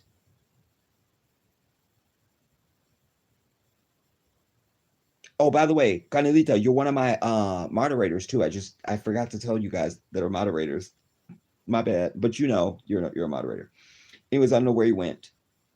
So we'll go to Red Aquarium. Aquarian. It says it is no coincidence that in the same year that the Jewish nation was born, 1948, that apartheid began in South Africa, which I believe is where the real Holy Land is. Yah will reveal all. Allahu Akbar for that comment, Red Aquarian, because I had not even made that tie up with the apartheid and the establishment of this fictional circus bullshit. you know. And again, the same white devil. Listen, for all of you who may not be as astute, just you don't even need to take a lot of time. Just when we're done tonight, go and just watch. Pick one video to watch on South African apartheid. And because if I was to present something to you in video, an article, and didn't tell you this was South Africa, you go, that they talking about the civil rights era. Yep. And you'd be exactly right and exactly wrong. Because it was an exact mirror. Theirs just went on longer, with the Jim Crow and all of it than ours did. It's the exact same thing. You can't go to the schools, you can't do that. And they were pulling this off in an African nation. I always tell you, I'm born at the wrong time and in the wrong place. Because if I've been born and living in South Africa during apartheid, every fucking white devil there would be a carcass. How are you gonna come in where I'm the majority and take me over? How are we allowing this? How? And until my brother Julius Malema, Rahimullah, and the EFF, who are exactly what I would be doing. You're a extreme minority, and yet you own all the land and you're calling all the shots? I think not. But the reason is because we're not a violent people, and we have to find our violent bone, which I've told my people a million times. We're the ones we're waiting on. And the only thing these fucking white devils respond to, whether it's South Africa or this bitch here or anywhere else they exist on the earth, is you must fucking take their fucking blood. That's the only way. How else is it that they would be able to just own all the best land in South Africa, and they are running all the shit, and they're the extreme minority? There's 3 of them, and there's a gazillion Africans just in South Africa. How? How? A magic act? Pixie dust? What? Fear. Fear, which is something we have got to learn, you understand, to start dishing out. Fear as a weapon. Carnelita, no Middle East, that's exactly right. Beyonce, Pillsbury is one of them. Thank you for that receipt, Beyonce. Do not support that brand. So you all are hearing this. You have a responsibility now. You have a moral responsibility from this moment on.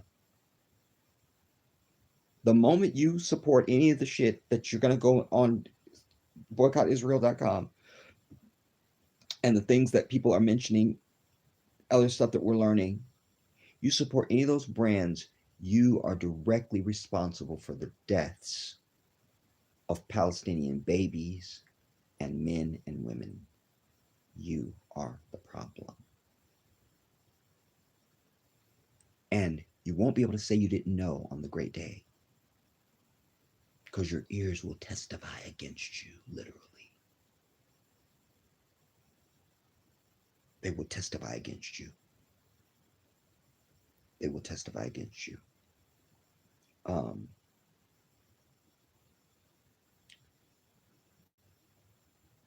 And Carnelita is repeating, as I said to you guys, also Starbucks. That's a glaring one. Like, if your ass don't know shit else, you know Starbucks. Richard Hart says, imagine black people wholesale adopting Shinto as their religion, and then 2,000 years after the fact, turning up in Japan and forcing the Japanese off their islands. I know. The Japanese would have something for our ass, though. Understand that? You understand? They're legendary even for their kamikaze pilots during the war. You feel me? They mean business and they don't play around. But yes, but the point is taken. And that's essentially what's happening to the Palestinians. Here's what's so ironic about it, everybody. Not just the Palestinians, but any Africans, not even just Africa, any peoples on earth, any land, any continent, any country, if these fake, big nose, pathetic ass, sorry ass looking people had shown up any place seeking refuge, anyone would have just welcomed them in. In this case, it's the Palestinians. If they had come there and said, we're seeking refuge, we're the dirt of the desert of the devil, because we are the devil, but we're even the lower than that. We're like the toenail of the devil, even. They would have welcomed them with open arms. Who disagrees with that? Be honest.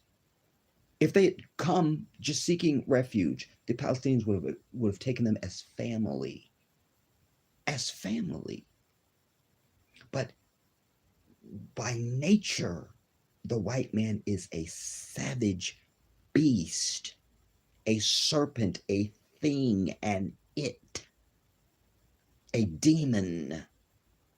And everything that they acquire is by heist, by violence, by force, by fear, by murder, coercion, take, steal. They never ask for anything. Over 400 treaties they had with the natives that were here. Threw every one of them right out the door. It meant nothing. These people deserve death and nothing less. Because it's not like they don't know what they're doing and they're innocent, because like I was telling you, you can make a mistake all day long. We rush to forgive that because nobody's perfect. But deliberate evil is worthy of nothing less than death. Horrible death. Nisi Mo, Procter and Gamble, and shout out to you. Yes, Procter and Gamble's another evildoer, everybody. Thank you, Nisi. CJ Mendoza, Senora. Besos a usted. A usted, I'll say. Hello, Jedi. Peace and blessings to you. Thank you, CJ.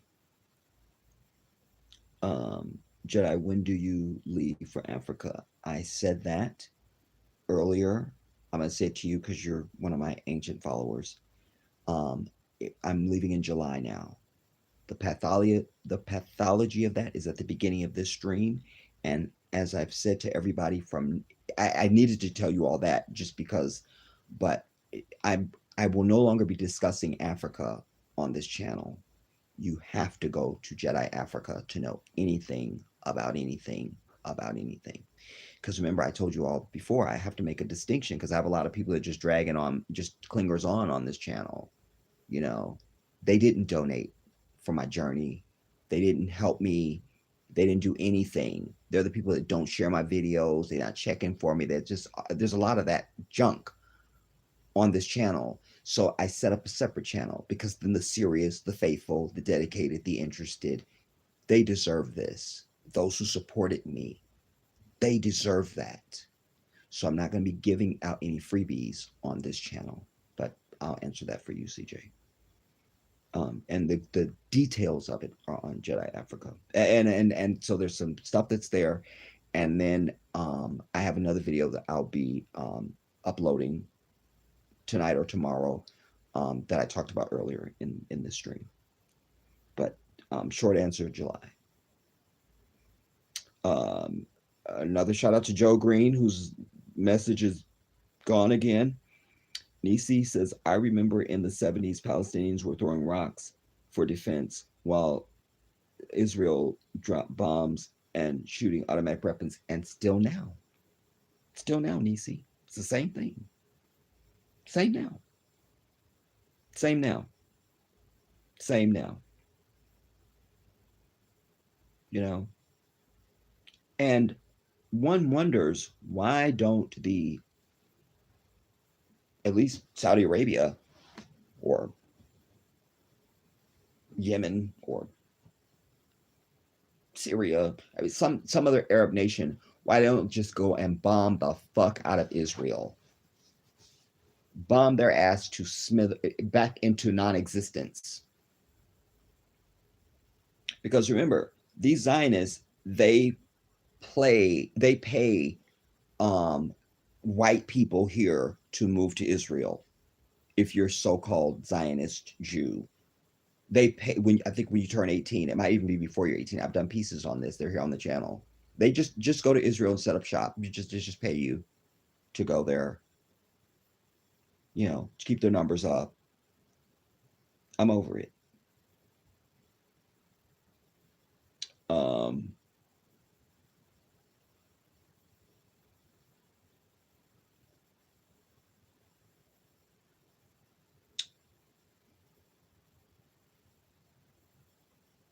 who's this Joe Green person? Are you going to leave a message or not? Lulu says at Joe Green, not every people from Africa, excuse me, is an Israelite, but the Israelite people originated from Africa in its foundation. Peace be with you. That's 100% true. Lulu is right. It's 100% right. Every African is not an Israelite because there weren't just Israelites, in the time of the prophets, you know, but we are singled out in this regard because according to all of the revelation in Torah and the Old Testament, I hate even using that because there's no such thing as a fucking Old Testament. Either you follow the Torah or you're not. Anything other than that, and you need to just die off. But we'll just use that for grammatic reasons so that people understand. But we're clearly that nation that was spread across the earth and all of that. You know, it's us. It's us. And geologically and geographically, historically, all the historical references show that because of where they know that the Israelites were and all these things and on and on. It's us, damn it. I This thing jumped to hell some kind of way, y'all. I'm seeing a lot of comments that I did not see. Um, I remember seeing that. Lulu. I read that.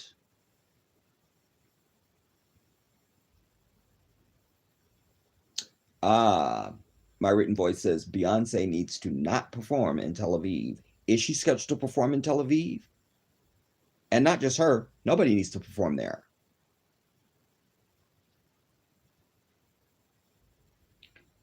Shout out to the True Royal family. Long time no see. Good to see you, my sister. Wow. We've had beautiful conversations on the phone. We related. Ah, good to see you. Um, True Royal is in the house. Greetings, Queen. Um, Empress was responding to you. Um, Lulu Jedi, how can I buy your merchandise? I don't know. I don't even know if it's still on there now, y'all, because the way I still don't understand it all. But it, it you have, if you don't extend it, you have a certain. I think you have. I don't know. I just know there was going to be an end date. I think it doesn't end if you're selling. I don't remember, but I don't remember the date now because last time I looked at it was, I think it was 3 days left, and I think that might have ended already. I'm gonna redo it, but I probably just need to do a video that's just that. It's hoodies, t-shirts. I mean, some really nice stuff. I sadly I don't have a picture I can show you because everything's on there. But um, I mentioned it also when I first mentioned it was months ago. I said, you guys, I was thinking about doing there's all these sayings that are mine, that I say all the time. Those sayings would be on these shirts and hoodies and things like that, mugs, masks. And the first one that I put out was what comes from the heart reaches the heart, because I wanted to honor my grandmother, because that's where I got that from. That's why I say it. It's part of my being. It's one of the codes I live by on earth. What comes from the heart reaches the heart. you know. And so it says that, and they're very nice. And then it has my icon that you have here on the channel, has that on it. And then the back of it is just that big ass icon. It's so nice, man. I need a picture right now to show you guys, but I don't have one. And then successively it would be, you know, you, so you get a t-shirt, you get a hoodie, you get a long sleeve, short sleeve, you get v-necks, you get whatever. And then I just haven't figured out how you add the other items to your collection. It's called the Jedi collection. I put a link for it on one of my, the last two videos, might have been the last video before this one, the video before this one from 3 weeks ago. Go, the link is on there. I'll look to see if it's on there. I need to come back to your comments.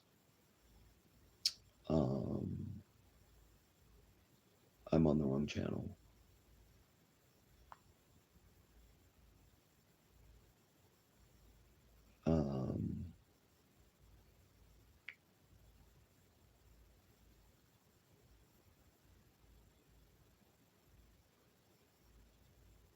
This thing takes so long to load, dude. All right, while that's loading, so I can see if the link is on there. Okay, where it is. Yep. The link is right there. So, I'll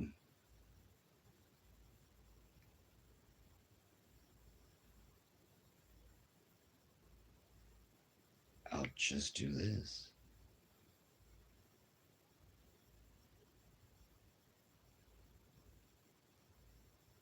All right, while that's coming up, let me finish reading you guys.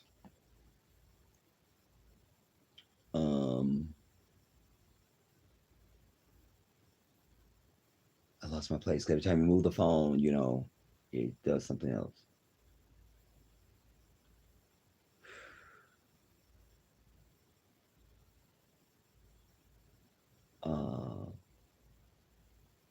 Whitney H, shout out to you. I don't think I've seen you tonight. Good morning, Jedi. Did you see the viral video of the racist woman to the security guard in the UK? I did not, Whitney. If you have a link, I'd love for you to put that in the chat if you would. And again, not surprised, because every day, in fact, one of the last videos that I did, I showed you guys, I said, I'll just random right now. I'll just go look. 100% I can find something that today, some aggression upon African people from a white devil. And I challenged you. I said, whatever uses your home page for news, mine is MSN, whatever you want, just open up anything you want to, and 100% guaranteed you will find some kind of white devil bullshit against African people. 100%. And I said, you can't use any of the current cases. You can't use George Floyd. You can't use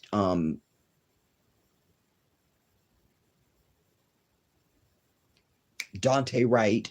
You can't use anything new that, like, current, that everybody would know about. You will definitely find something you haven't seen and don't know about that's happened today. So not surprised about that. Again, Joe Green is disappearing. CJ Mendoza, how did she pass from COVID?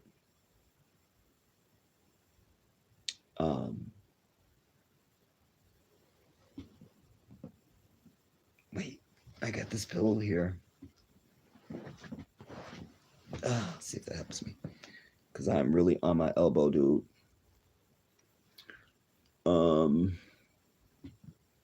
And bad lighting. I'm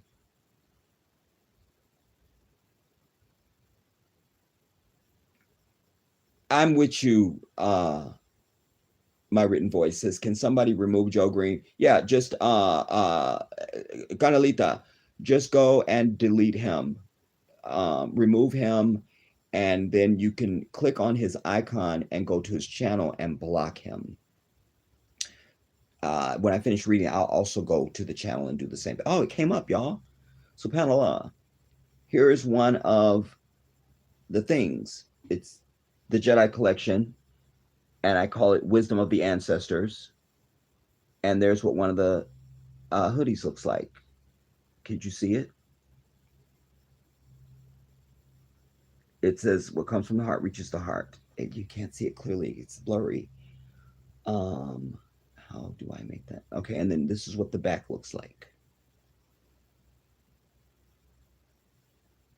That's the back, and that's the front. And you could barely read it because it's blurry on here, but it's not. You know what I mean? Like it's not blurry. Um, it's the Jedi collection, and you can pick your color. So if you want it in blue, it's gonna take 5,000 years to come up over it. Anyways, I will put the. I'm gonna try to put the link for it in the. Okay, there it's coming up now. Finally, here it is in blue. No, it's not coming up. There it is, barely. And like, okay, so then that's the front, and that's the back, and that's just one. All right, and so then you can pick your sizes: small, medium, large, extra large, 2x, goes up to 4x. And then you can, and the prices, you guys, you need to understand that this is not my price. This company does all the everything. I design it, they ship it. So obviously they're going to take a nice chunk of the money. So I've tried to establish the price point at something that was reasonable and not extravagant for my people. I did the best I could. But then you can, there's also sweaters. I mean, what do you call them? Sweatshirts. So you just click on that, and then the item will become that. You see, now it's thinking and it's revealing. So, like, there's a sweatshirt. You see, I'm gonna put the link. I'm gonna put the link in the chat. Yeah. I'll figure out how to do it. I want to come back to your comments. I'm not done yet. In fact, can you guys just give me 1 second, you guys? I need to release some water.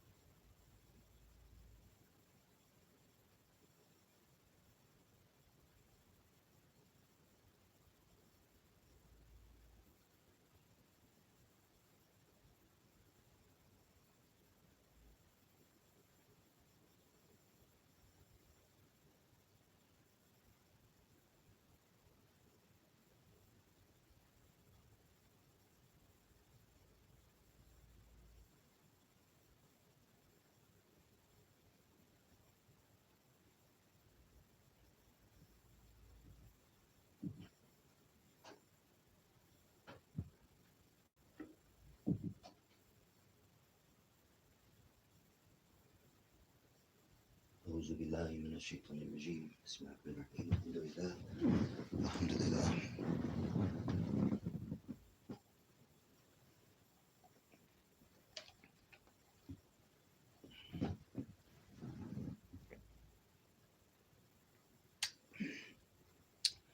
Now, sorry about that, you guys.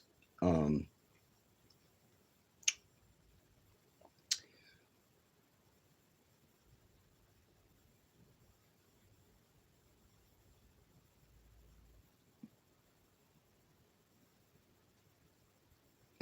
Many thanks. Bye, Joe. Lulu Bean is speaking to Empress de Kibalan. Lulu Bean speaking to Empress, or Empress speaking to Lulu.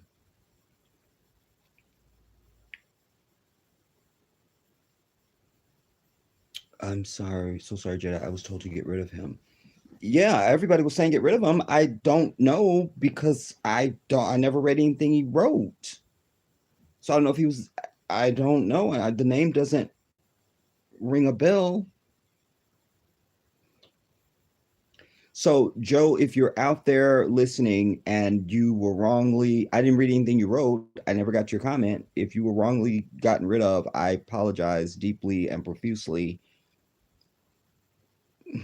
But my troops have a good, they know me and they have an understanding if something is some bullshit and they know. So I don't know what to tell you. But hopefully it was equitable. Um,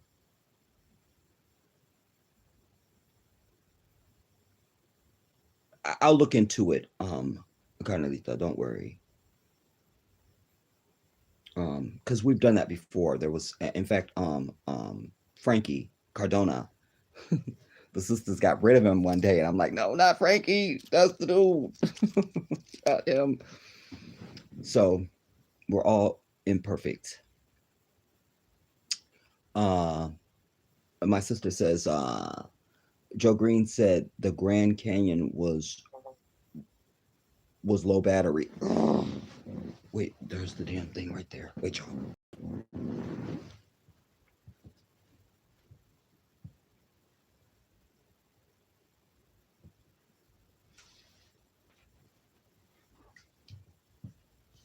I was ready for this event in case.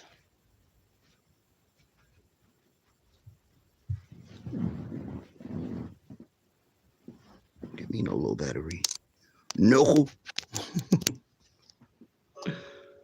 Oh my God, I'm my dad. Oh my God, I can't. I'm my dad. Hi, Dad. I love you. Um, wow, I'm my dad right now. By the way, I'd like to introduce my father to you guys. Thank you. So that's fine. Um, Lulu says he was rude. What was I reading? The Grand Canyon has writings as old as those in Egypt. Then talking about prove we originate. We original, I think you meant. Yeah, that would y'all know. So y'all know. Um, it proved that we originated from Africa. No time or space for that mess. Thank you, Queen. That's how y'all know. Y'all know. Y'all know. So that was right and just, and I'm good with it. Like I say, I don't need people to agree with me. I just need people to acknowledge truth. you know, I, I have to tell you this story because I was out at the mailbox one day last week, and I was talking to the mailman. In fact, I was talking to him about the Palestinian, the Israeli bullshit and Semitic and all this. And here comes this dusty nigga from next door, like the apartments next to ours. Dusty. I'm not even being dramatic or I'm not being hyperbolic. Dusty. Just picture dusty dude and you got it. Dusty. Out of nowhere. Well, it's two nations. It's two nations. And I hear something, and I look, and I see this. I go, what? You go, it's two nations. You know, I said, first of all, let me just say this. I said, I know what you trying to come from, because I listen to the Hebrew Israelites. I know all this nonsense. That's fine. It's fine. But what I said to him, and I'm sharing this with you also so that you can use this in your own life. I always vet. So what I did is I said to him, I says, I'm talking about anti-Semitism and being Semitic or not Semitic. Do you know what Semitic means? What? I said, you know what Semitic? What does Semitic mean?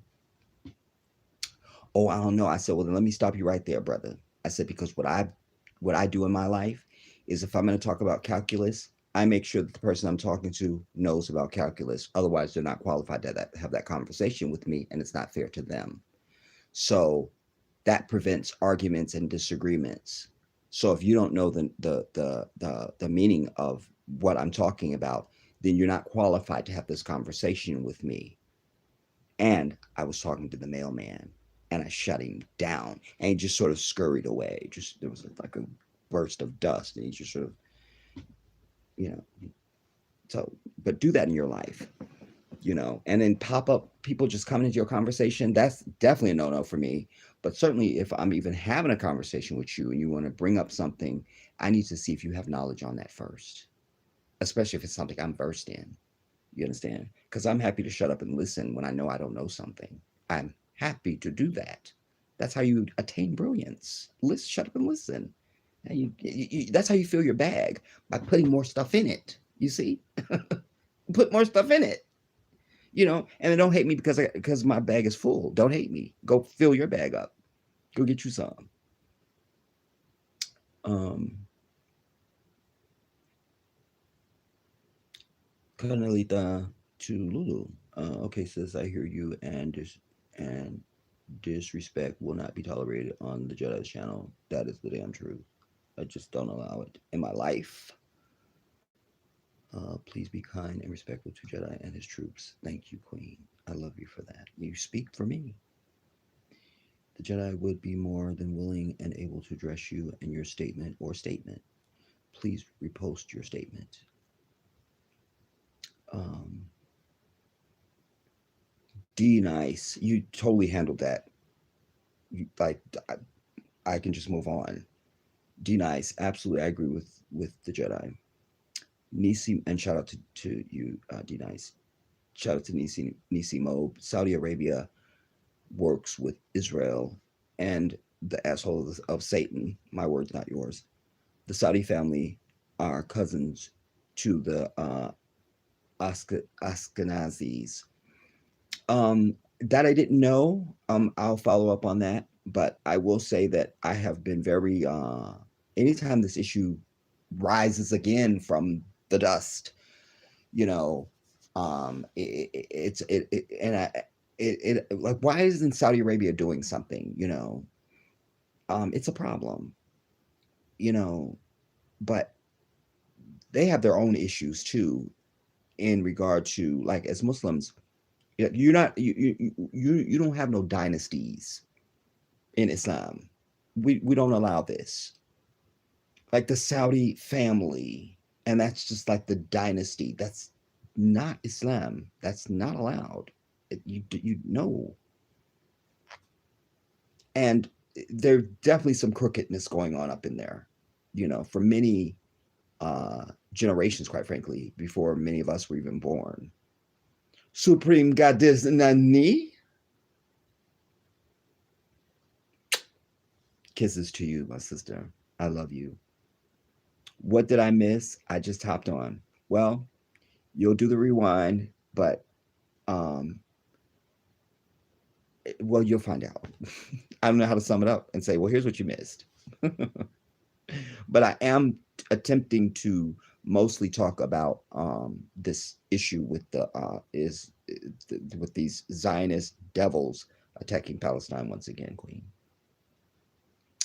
Carnelita Empress de Kiblan Jedi. I was asked to remove Joe Green because he was being rude. I saw the comment he posted calling someone dummy in the chat. We do not have that way on this channel. You're 100% right. Like I'm behind you 1,000. Like it's you good. Lulu, Joe Green, melanated peoples expanded throughout the world, taking knowledge and culture. So, like Islam is worldwide, so were pyramids. Knowledge is not stagnant. I love that statement. Knowledge is not stagnant. That's so like dead ass and shady too. At the I love that. I love that. That I love. Uh, you better go, Lulu. And what I also will just humbly add to that is that we were the first people to navigate the earth. It's us. We did it. That was us. Okay, that was us too. That too. We did that and that. So that we've done it. So yes, yes, yes. um, Empress says Lulu Joe Green is out. Um, Empress says I can't with Frankie. Yeah, but but like I told y'all, Frankie, he's been down with me for years, and I get him. When he first came on the radar, I was like, nah, dude, nah. But I was just you have to just know who he is. He's a good brother. He's a good brother. Um, he's someone I really wish to God I could meet. I tell you guys all the time, one of my biggest frustrations, I never get a chance to meet you all, and feel the air that you breathe and stuff like that. And that's disappointing and discouraging, and all of it's a million things all wrapped into one. But he's somebody I just wish I could meet. Um,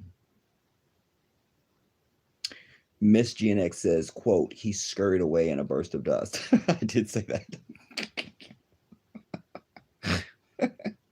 He just sort of scurried away, just sort of, it was, um, I love you more. Um, and there's Frankie. I'm just talking about him and he's there. He says, I haven't commented yet. Man, I got your back, Frankie. You good, homie. Um, okay, now, so what I said I was going to do. Oh, I'm going to attempt to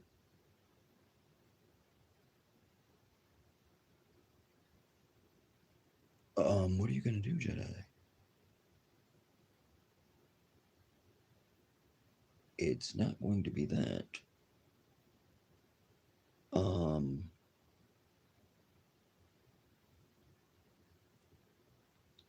no, I don't want to update Chrome or anything right now. I want to share. Oh, no, I want to copy the link.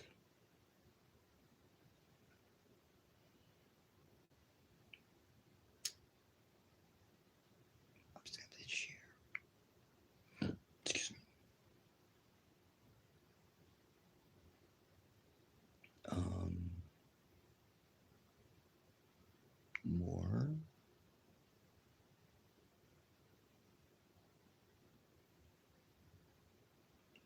It doesn't even give me an option for the clipboard. How do I do this?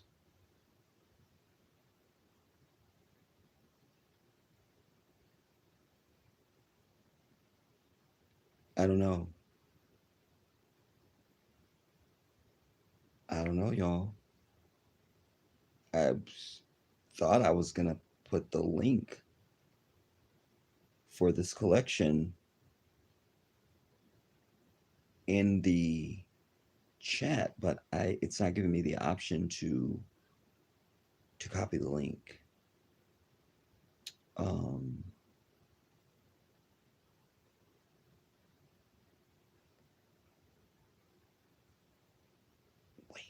There's more than one way to skin a cat. Haha. Copy. It's copied to the clip tray. Come back to the chat that I don't know where it is. The Jedi speaks. And whenever the thing comes up, then I can go into comments and put it in the comments. That's my evil plan.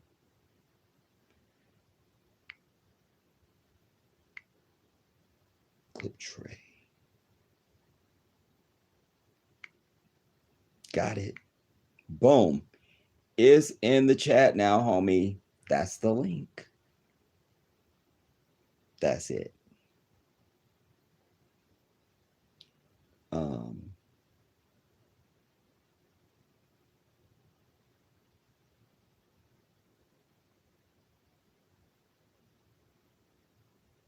Lulu, I'm from South Africa, by the way. My mother was a freedom fighter.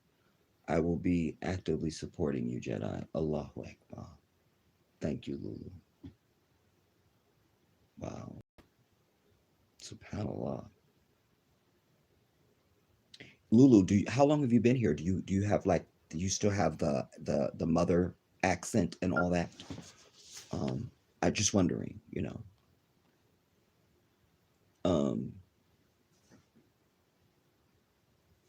Because you are my brother and you are my sister.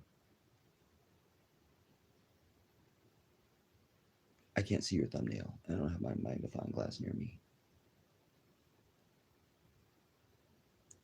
Frankie. Anyway, if you really want to go to Africa, I hope you do. But in the end, there will be no escape from damnation. Hi. Oh, there will be. Trust. Empress Jedi, long ago, Frankie made a comment to one of your videos praising the Black Queen and our beauty. Frankie disagreed.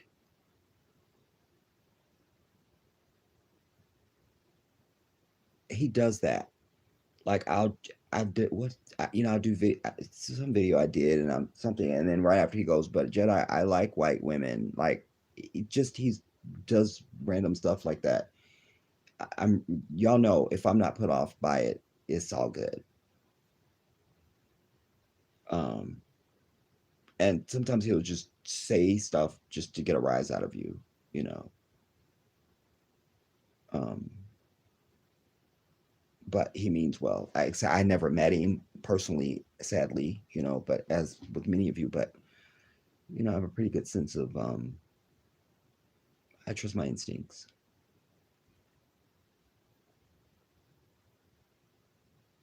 Oh, there he says sorry. Oh, Frankie, thank you. We are beautiful.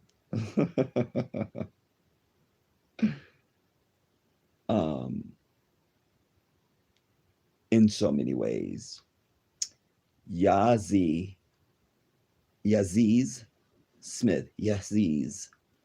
Frank, what damnation do you speak of? Doing business, yes, Africa is good.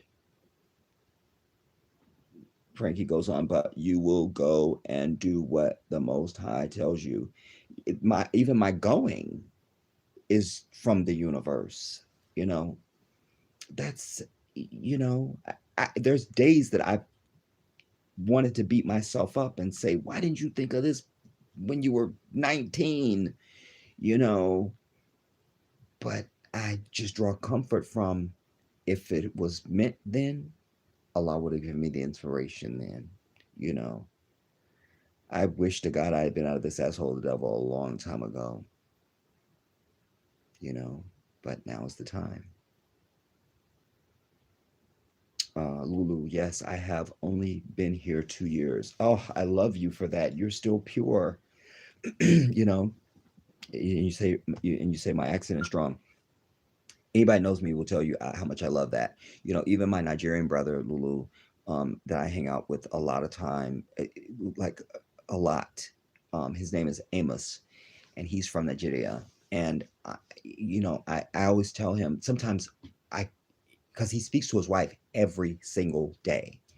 Like he's always on speaker when I walk up, you know, and they'll just be on the phone. She knows has things he's doing, and she's not bothered by that. He just comes back to her whenever. But whenever they speak, there's many a days that I just well up into tears.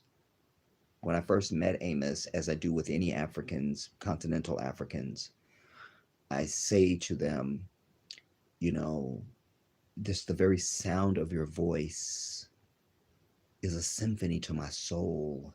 It represents my authenticity. On my other channel, if you go and watch on my channel, Jedi Africa, the very first video I posted was the first video that I did about wanting to move to Africa back in 2014 or 15. And even in that, I say that there was this guy I'd gone to the store, and there was a dude that worked there, and I heard him speak, and I started crying in the store again and all that. Like I would sound like that. I would sound like that. I would sound like that. If not for the crime of bringing our people here in chains, I think I say. But so I, without even hearing your voice, I love your voice. I hear it already. Man. Frankie says, I actually in love with a black queen at work now, but she's married. Ooh, wow. Well, don't do that, Frankie. You can't be in love with somebody who can't love you back. Like, don't do that. More low battery. All right, this one's not that important. All right, that's fine. This one can just threaten for now. I don't care. And then I'm fine. It's nothing. Um, there's somebody for everybody, you know? So, find somebody else to be in love with, you know, because you wouldn't want your woman being at work and some dude is in love with your wife. You always got to turn it to yourself. And I can't see all of you, but I've seen your face enough. Frankie, you're not an ugly dude. You're obviously not the model that the Jedi is, but that can't really be helped. So that's that. But you can get anybody that you want. You know, you're a good looking guy. So be over that sister at the job and find you another sister, or you ask her, or you ask her, do she got a sister? You feel me?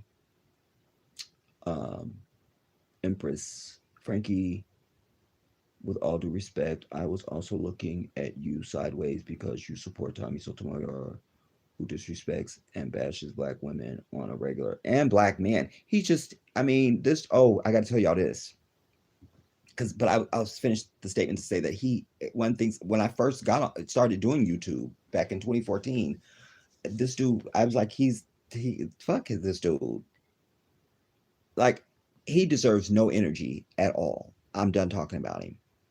But you bring to mind this though, Carmelita, because I was watching an old video of Andrew Dice Clay. He was being interviewed on the Wendy Williams Experience when she just had a radio show. And the little shit stick, Charmaine,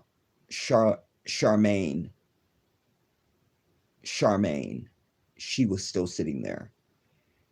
But Andrew Dice Clay was ready for his bitch ass. Because he tried to come at Andrew Dice Clay with first Wendy started with, now I know your hair is thin and you've put on a few pounds or whatever. And like immediately, like she has to go for that. They didn't know who they was dealing with. Andrew Dice Clay, while he is a white devil, he can handle his stuff. They weren't ready for him. He shut Charlemagne's ass down for death. He was like, you're supposed to be the side. Like, who is this guy? Is he the show? Like, what is you? And he just, I mean, because Andrew Dice Clay is very vile, and I mean, you have to see it. It's worth it. My God, he shut Charlemagne's bitch ass down for life. It was, I watched it 5 times. It was that good. I got that much joy out of it.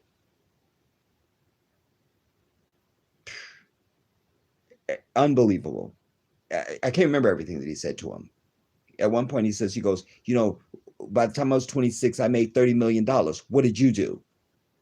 Like, I mean, it was my life. It was my entire existence.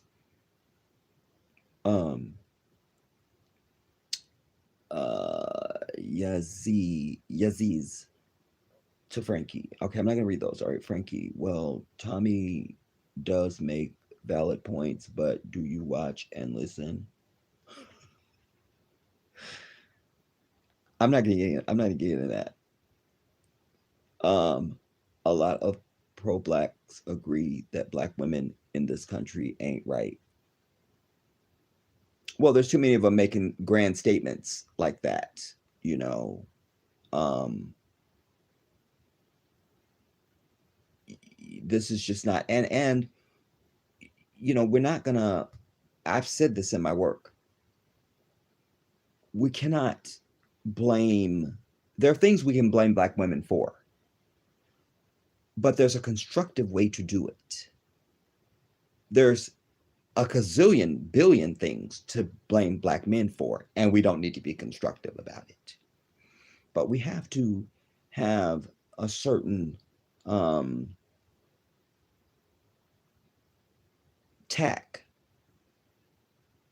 empathy, and understanding when we speak about black women, because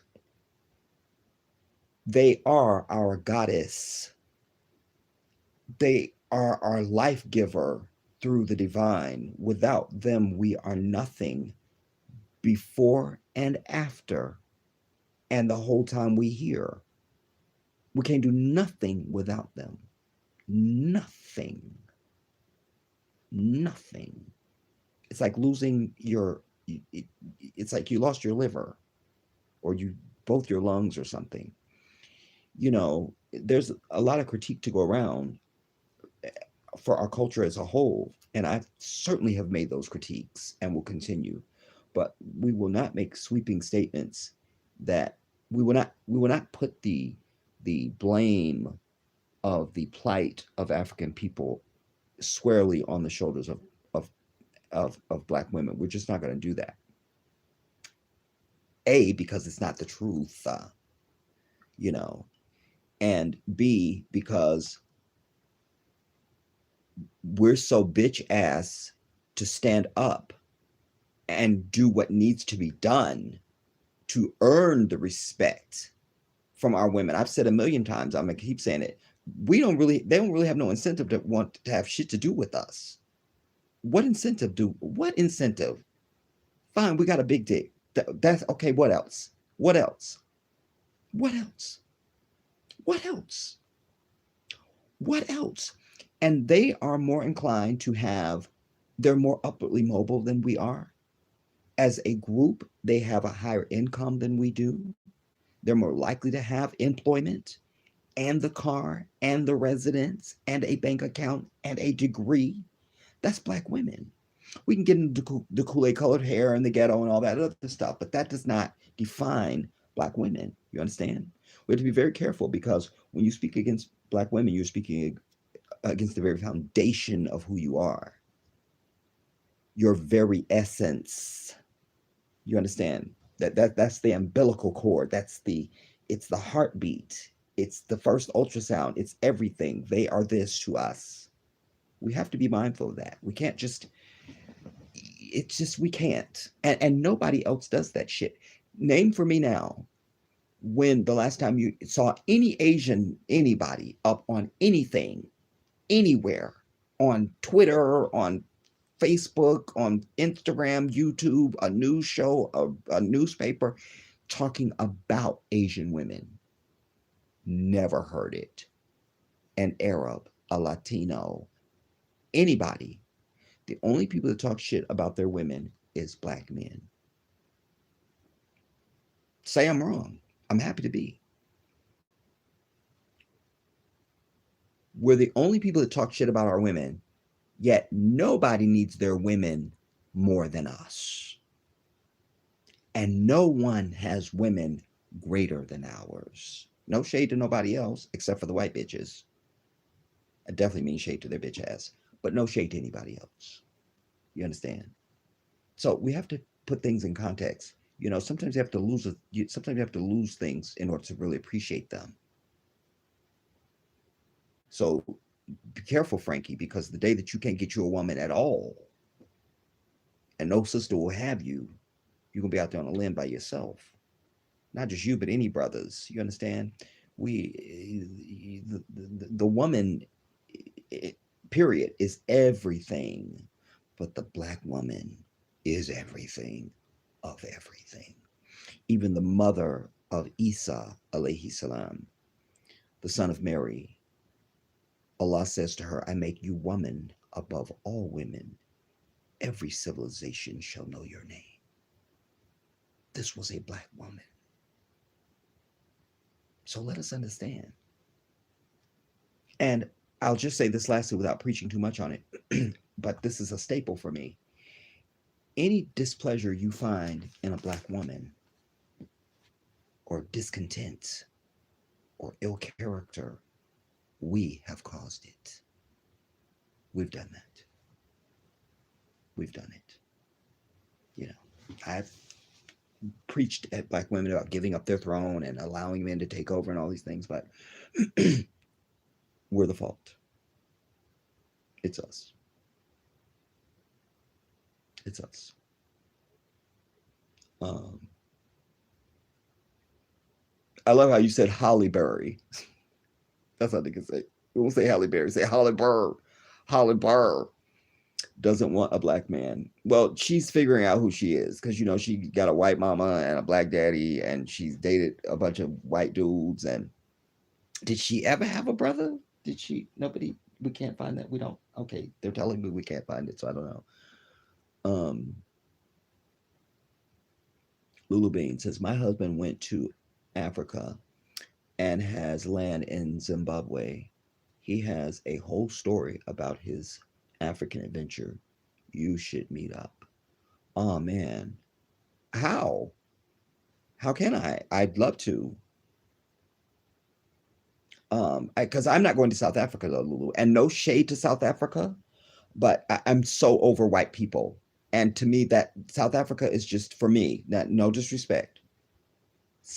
My thinking on South Africa is it's just that's where people who really ain't really trying to have an African experience who are from America. Hear me carefully now. I don't want to be misunderstood. People that come from America that are going to go to Africa, they go to South Africa. I don't really I don't want an American experience. This is why I chose Ghana for myself. I'm not really interested. I'm sure I've said it many times. I'll say it again. I'm sure I would visit South Africa. I'll visit, I've lived all over this country. So I'll visit South Africa. That's fine, but not interested in living in South Africa, And if I did, I'd just be there to join the EFF and help Julius Malema kill off white people, take the farmland back and things like that.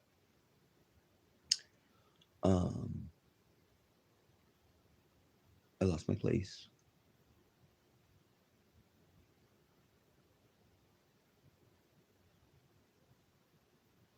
Frankie says, don't get me wrong. Me and my coworker get along. I have to remind her she is married. Oh, she's being tacky. So see, in that case, listen, I'm responsible for the energy I put out into the world, wherever I exist. And wallah, I don't even have to tell you about situations like where I've been on jobs and women are coming at me. I can tell you about a friend of mine who, well, she used to braid my hair actually. And I invited her and her son for Sunday dinner one year. This was 2 apartments ago. And I had a great movie that I think everybody should see. It's called Motives. You should see that movie. It's called Motives. You should see it. And I knew she hadn't seen it. I really wanted all of humanity to see this movie. So I thought after dinner we would see this movie. Well, unbeknownst to me, when she brought her son, he had already brought an overnight bag. I didn't ask nobody to spend the night at all. I have 2 bedrooms at that time. And Aaron, go in there and get your shower and get your pajamas on. I'm like, showers, pajamas, what? I didn't say nothing. At a guest room, that's fine. And when they hooked up his little whatever to the TV and after we had dinner, I fixed one of my exquisite meals. Just even my salad alone, she sat breathless because Aaron was eating salad. She goes, "You don't understand. He does not eat salad," and he was asking for more. But I'm gonna get into that because anyway, my spinach salad is off the cheesy, and I make my own thing by blending up the stems to the spinach in the blender with olive oil and tomatoes, salt and pepper, and some other voodoo, and it's everything. But anyways, so I just assume now she thinks she's spending the night, and apparently they are. So I'm gonna be on the couch. It's customary. If you come to my house right now, I would give you my bed. Like I would just go take the couch. I honor you that way. If you're worthy even to come past my threshold. If not, you wouldn't be in my house at all. So, um, when we're done with the movie, and I just figure, well, okay, I guess we're going to bed now. So I'll just say goodnight. And she was trying everything. And I said, I am a Muslim. I shouldn't even have you in my home, but your son is here. So I can feel okay about it in that regard. Otherwise, this would be totally improper, you know? And I had her over because I really do.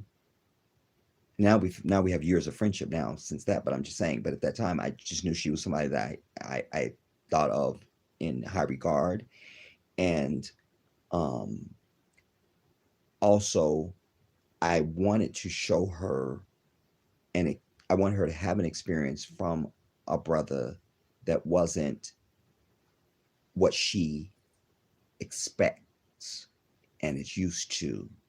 That there are real men, gentlemen out here who, and I wanted to show that to her. But it was also an example for her son. He comes into my home. It's fantastic. It's clean. It's well put together.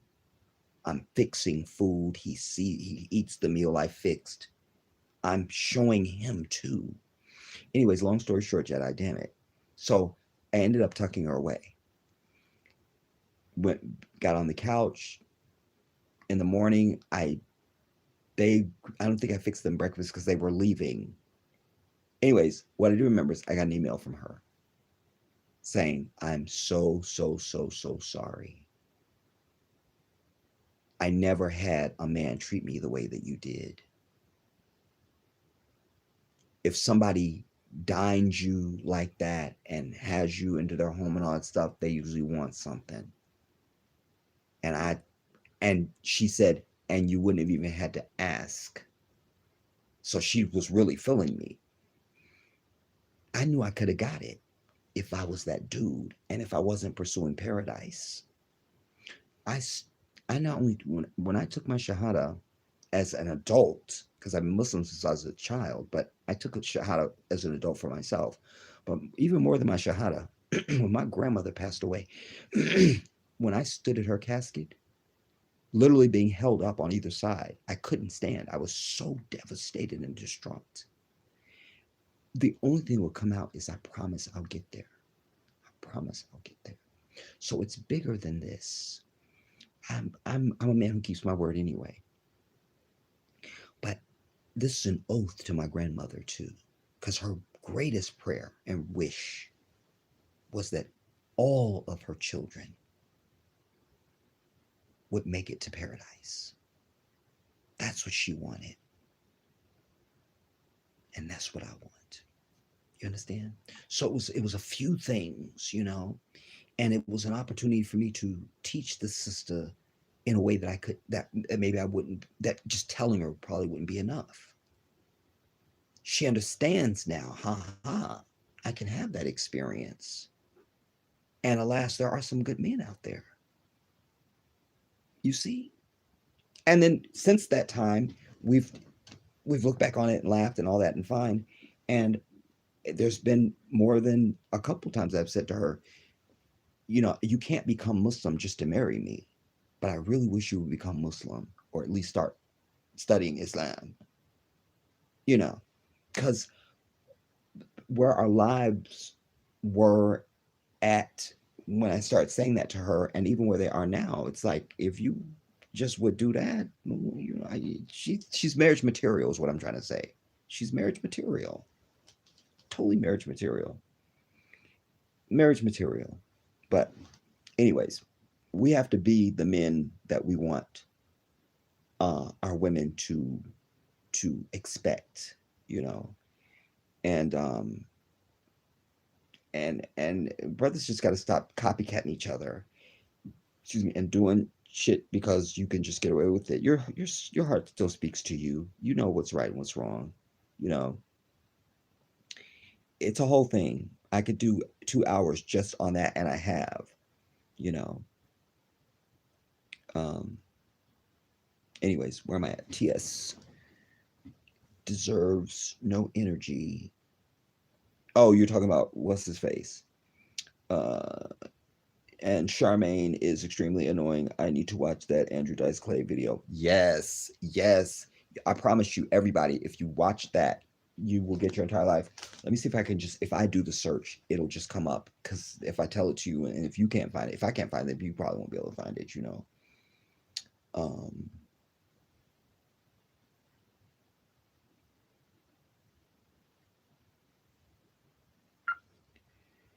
Andrew Dice Clay on Wendy Williams' experience.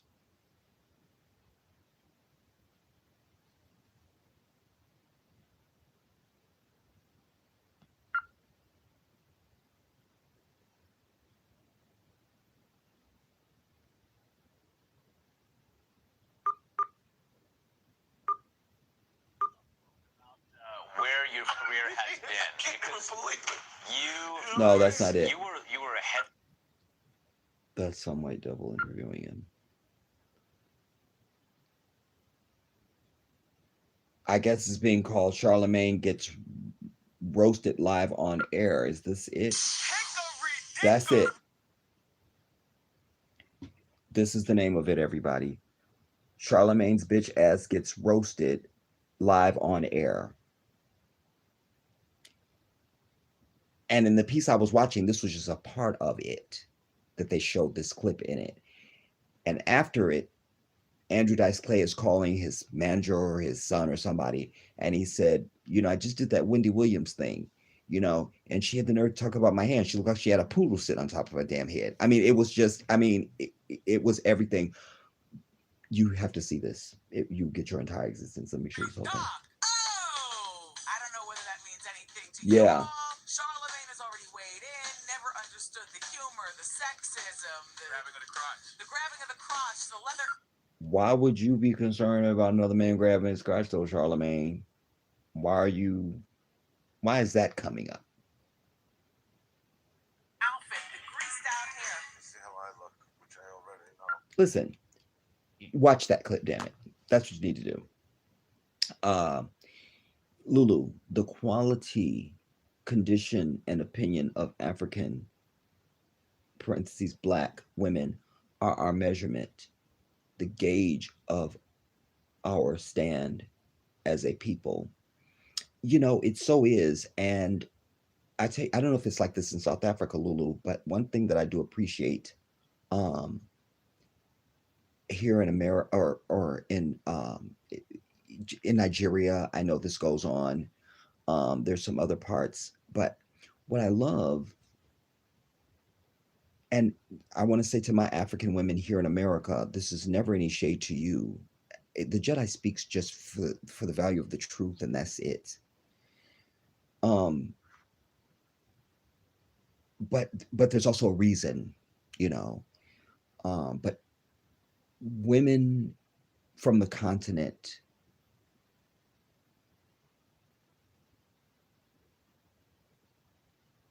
I think even women feel this that are not from the continent. I really feel your femininity. Your whole woman shows up to me as a man when I meet or observe Africa. I could just be watching something on YouTube. I like to watch Nigerian movies even, and just the presence, or even news shows that I watch from Africa and things like that. Your like the woman shows up. I don't know how I've tried to describe this to men. Like when you see a woman, when you really see this being that we call woman in her true essence, you want to bow. You want to bow. I don't know any other way to put it. You want to bow. There is a level of femininity and tenderness that doesn't compromise the strength at all. Because a Nigerian woman, just for instance, will tell you, most African women, quite frankly, will tell you in a heartbeat. Like they're not shy to be forward, but they have no issue respecting the man. But here's the big bridge thing you guys gotta all understand. African men earn their place. So when you hear a Nigerian woman says the man is the boss, he is the boss. He's already been bred to understand he has a responsibility to his woman and his family and his children and his tribe and all those things. He already knows that. The issue we have here in America is brothers want to do this, they want the throne, and you're not trying to earn it. So no woman needs to respect you. No dude needs to respect you. You don't need to respect you. We must earn. You see? We must earn, earn, earn, earn, earn, earn. Earn it. Earn it. And I will piggyback on what Lulu was saying by saying this too. I've said this. Wallah, I've said this. That we are also being looked at around the world as black men. It's one thing you want to let them shoot and abuse us, but the moment we're not willing to go out and physically murder those who kill our women and our children, we're not worthy to be seen as men, let alone human beings. That's the measure.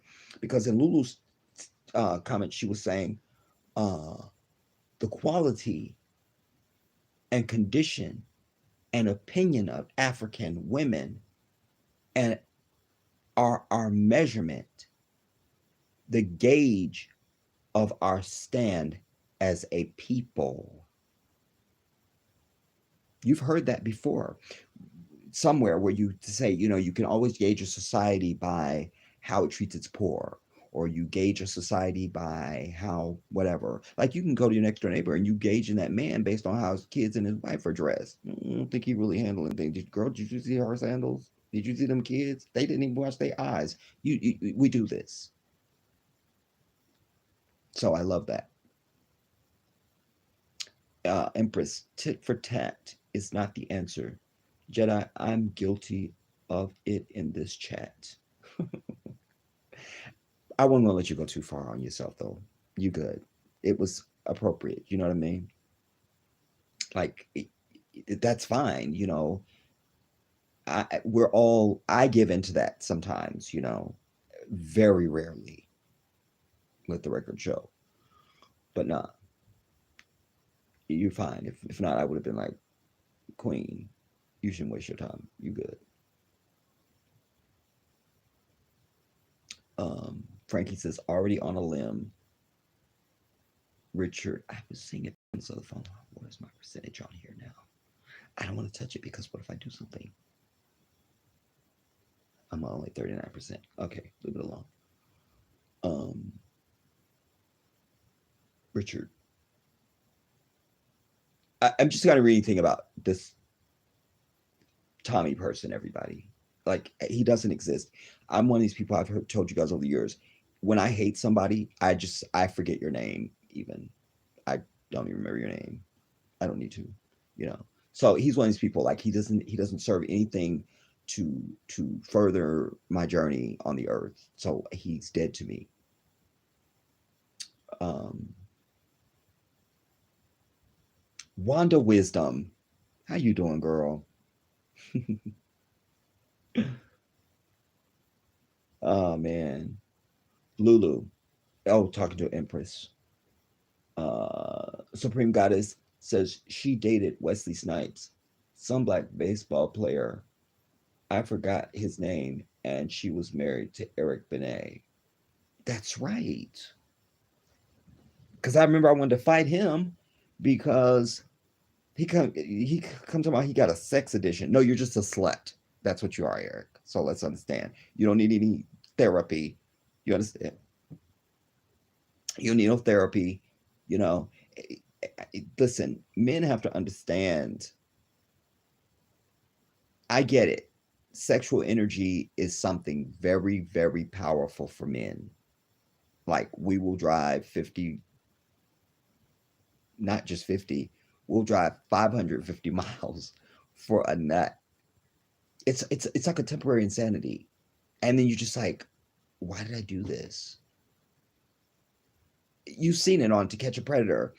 The dude is driven from God knows where, thinking he's gonna get some little girl, and he get there and Chris Hansen jumps out on him and says, "Hi, I'm Chris Hansen, Daylight."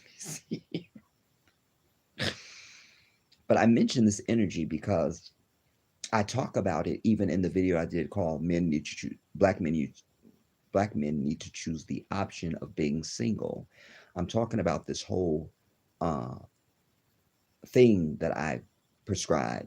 I call it the fortunes of solitude. And in that, when I'm talking about men becoming men, I'm also considering the sexual energy. So I say to brothers in that piece that then if because you're not ready for no wife, and you definitely can't have a girlfriend right now. So if you just if towels and some lotion ain't getting it for you, then you go and find you a sister on the moon someplace. Because if she close, you're gonna want to keep going back. You find her on the moon. Hopefully, she looks like something that don't nobody want. You let her know, I don't love you. I don't want to be with you. I don't want to meet your parents. We not gonna be friends on Facebook. This is just a smash. Are you down with that? Because I just need to get this energy off me. You'll find a sister that will do it. Look, sister, I just need to get some energy off me right fast. You feel me? I really need to get this. She's out there. And you take her someplace, you get that nut, and then you take your ass back to the fortress of solitude and continue to build on your damn self. It's a whole thing I talk about. It's a whole thing. You know,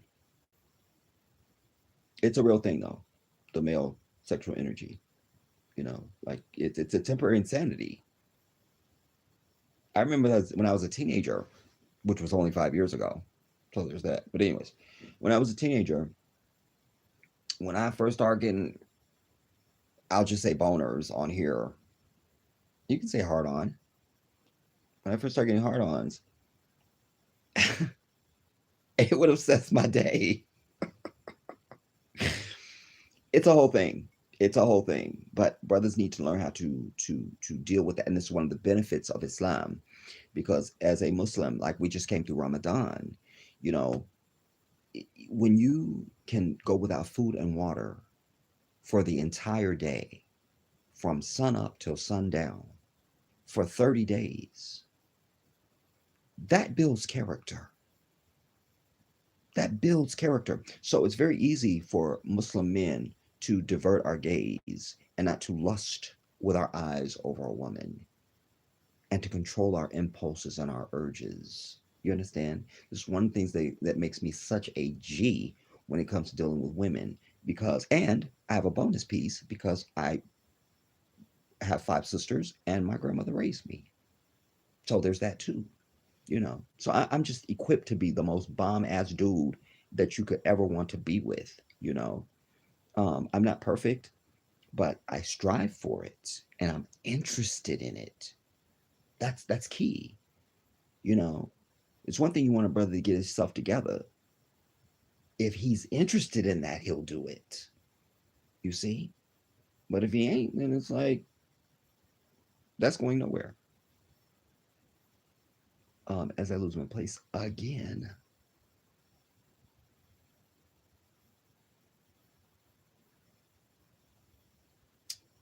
I was talking to Lulu,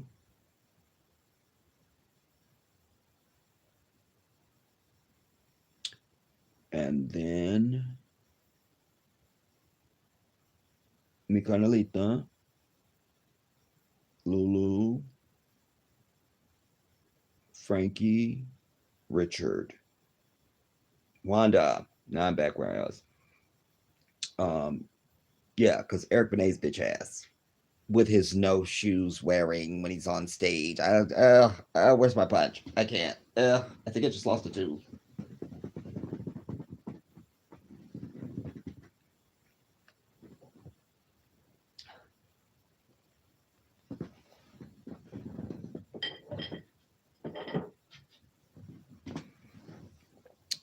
Eric Benet.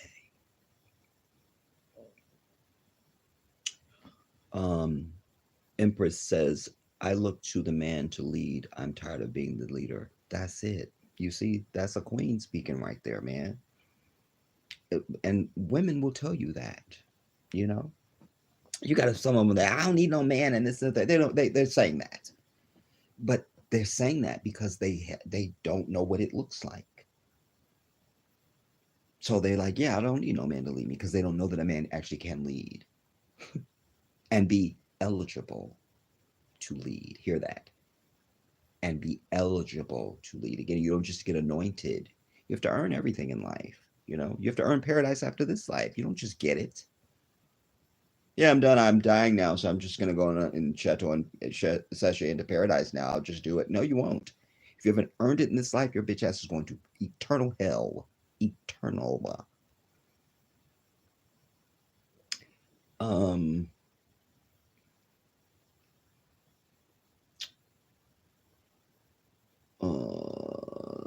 Eric Benet. And listen to women when they speak, brothers. Listen to them. Hear them. Listen and hear. It's very key. Women will tell you everything you need to know. Listen, I never had to. Wallahi, there's no girlfriend in my past that I ever pursued. They all came to me. Every single one of them. And I never had to ask for sex. When a woman like you, she gonna let you know.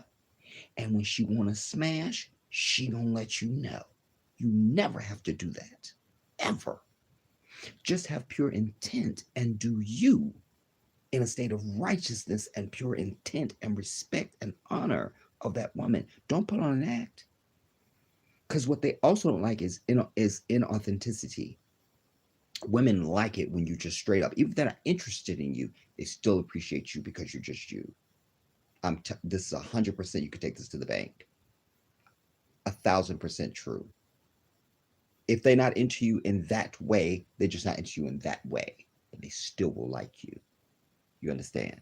Because you just not this or you're not that or you're not this or that, but they still like you. And but there's something about you. They looking for that in another dude. Man, he's not tall enough. But he ain't this, but he ain't, but he's this that. You see, women are not really that complicated, and they're very expressive. So all you do is shut up and listen and watch. You'll know everything you need to know. That's it. There's no mystery. Um, Lulu, Supreme Goddess says she was ready. Not in context there, Supreme, because I was running my mouth. Lulu says, Jedi, I'm in total agreement. South Africa has become, I love that you put that South African flag up there, you better go, has become westernized, first country to recognize gay marriage. Undead.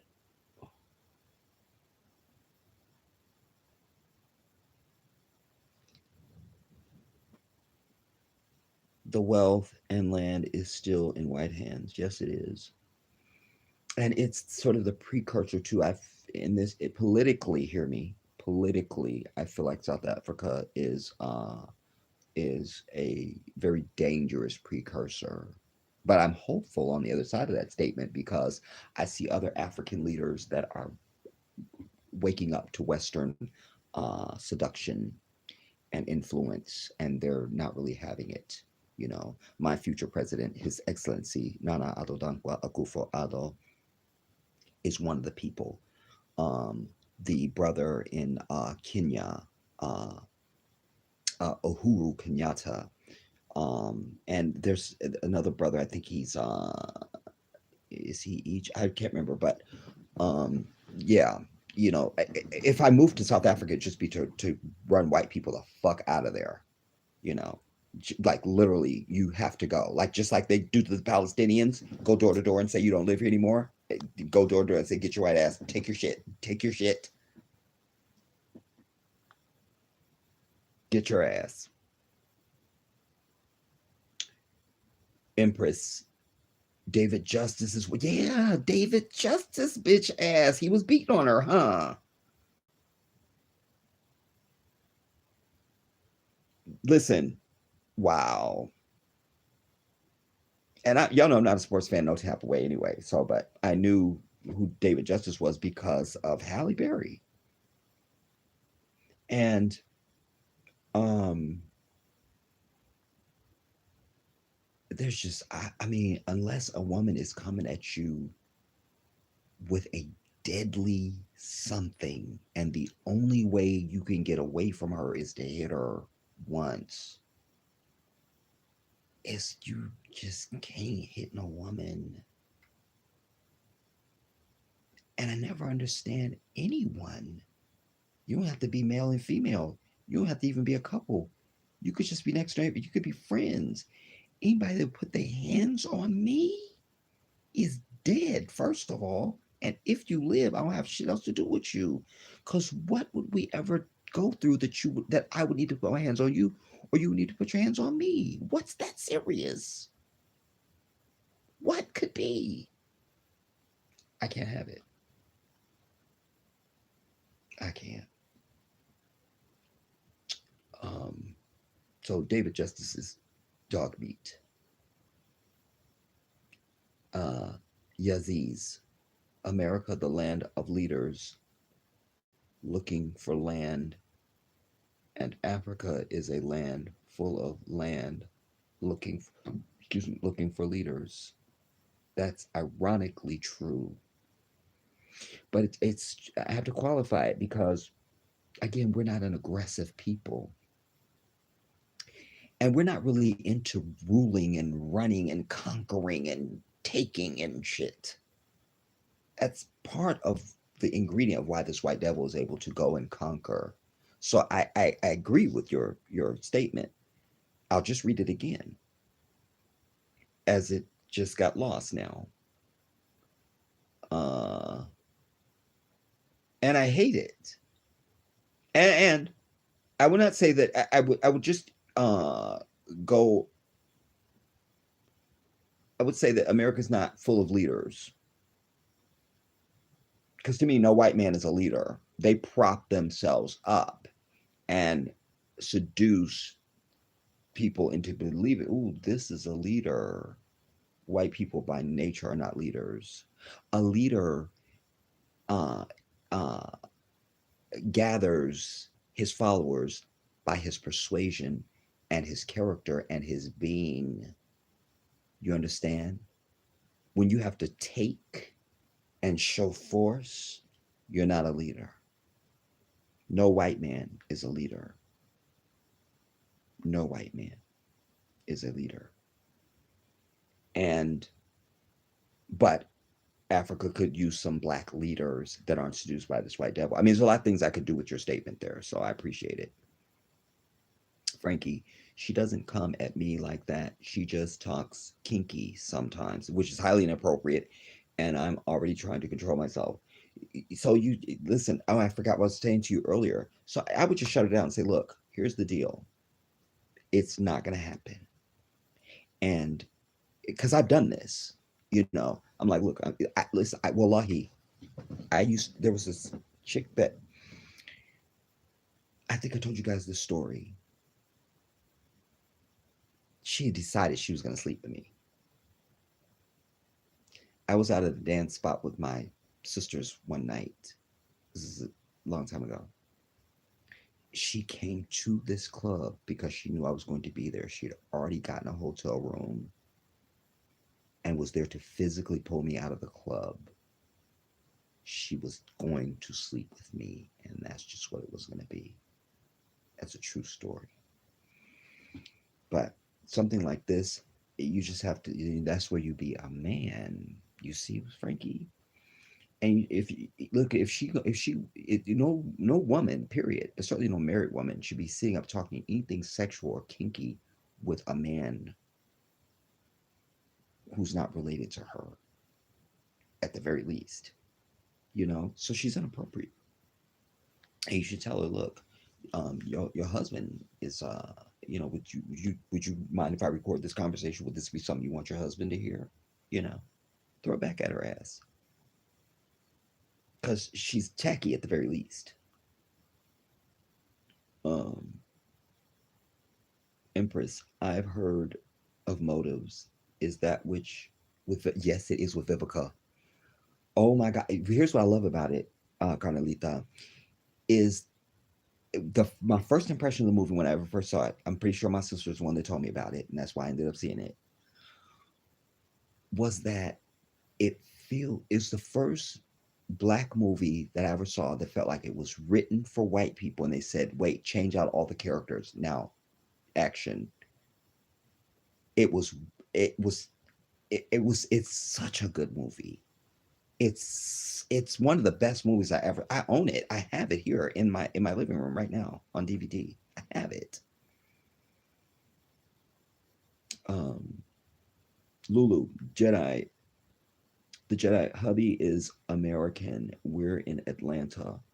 Let us take you out for a meal. Do you have Instagram or Facebook? You know what, Lulu? What's so funny?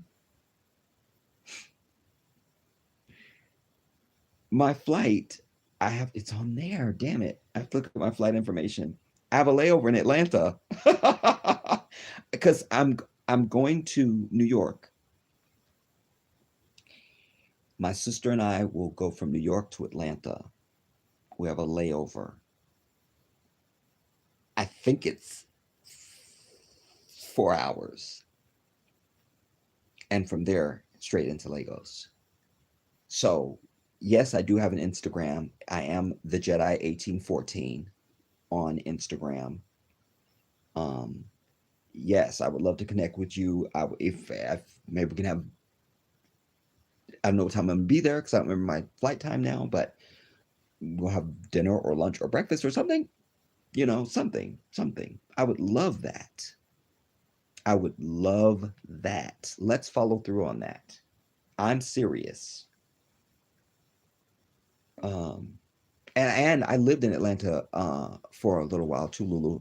I lived in I forget the city I lived in, but I lived right by the zoo on a street called America Street. I lived right across the street from the zoo. There was a park and the zoo. I could just go right there. I loved Atlanta. Beautiful city. I loved it. I loved it. Um, yes, so I'm the Jedi 1814 on Instagram. Yeah. Jedi 1814. By the way, everybody, for anybody, I said this quite some time back, but after I finished my GoFundMe campaign, I still left the Cash App available for anybody who wants to still donate um, to my move.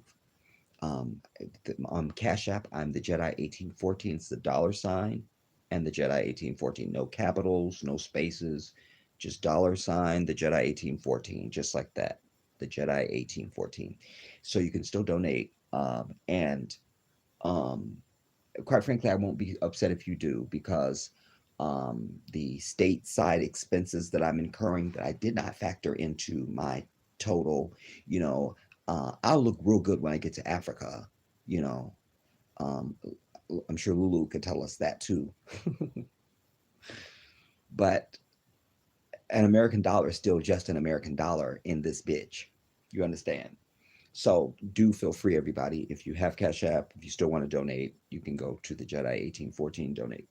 And I am the Jedi 1814 on Instagram, Lulu. So yes, I will. I hope you will inbox me or in direct message me or whatever that stuff is there, and I will love to contact you. Yes, absolutely. Um, um, yes, and Shamar Moore. Hallie dated Shamar Moore.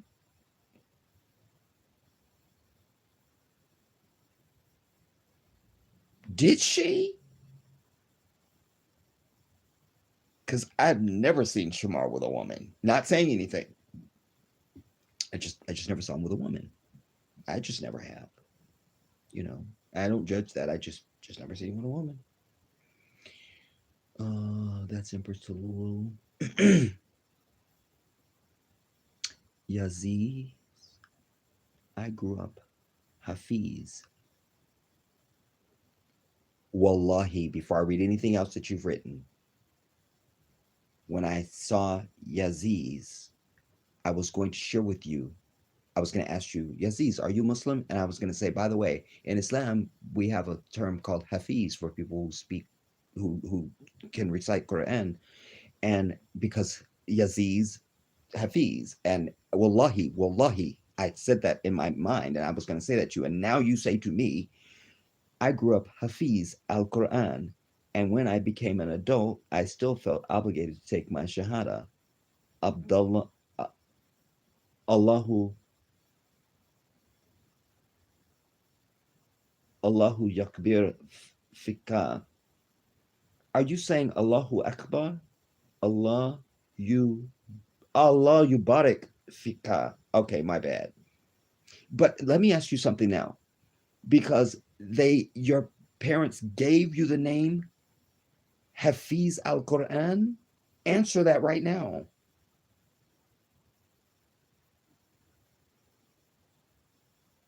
Or are you saying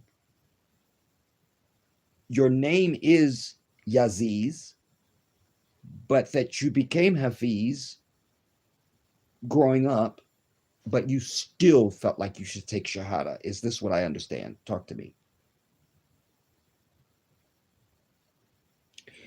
Um, Empress Instagram. Are you natural people, Lula? Oh, what if I do it? I don't know if it'll take me out of YouTube, but I got the notification, so just know that. Um, Currently, the Jedi. That's one of the many reasons why I love you.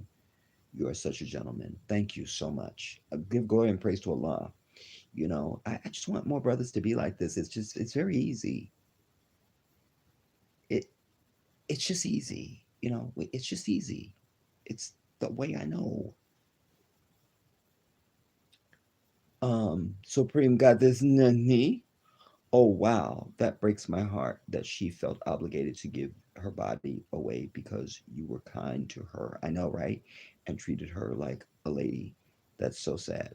That should be the minimum we must expect and demand. I know, you know. And I made my unparalleled baked salmon. Nobody does salmon like me. Wallahi, I've had people that tell me they don't like salmon and they had a taste of mine and ate the entire thing. It's so buttery and so tender. It literally melts in your. People say that all the time. I hate when people say that. It's not the truth.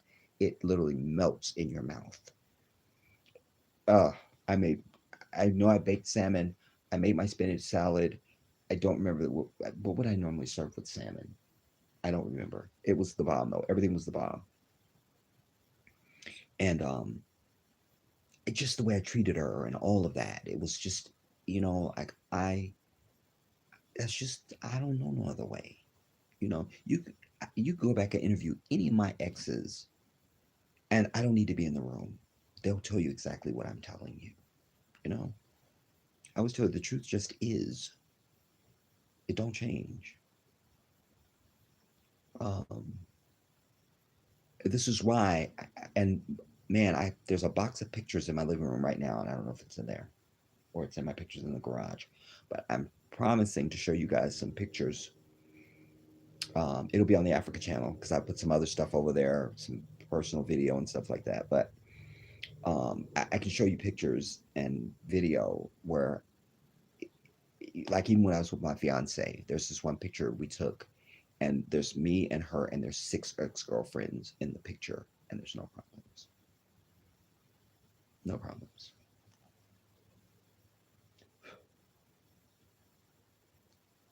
I'm a mature person. I always have been. And so you wouldn't be mine if you weren't mature. It wouldn't work. And you have to come with pure intent, and so do I.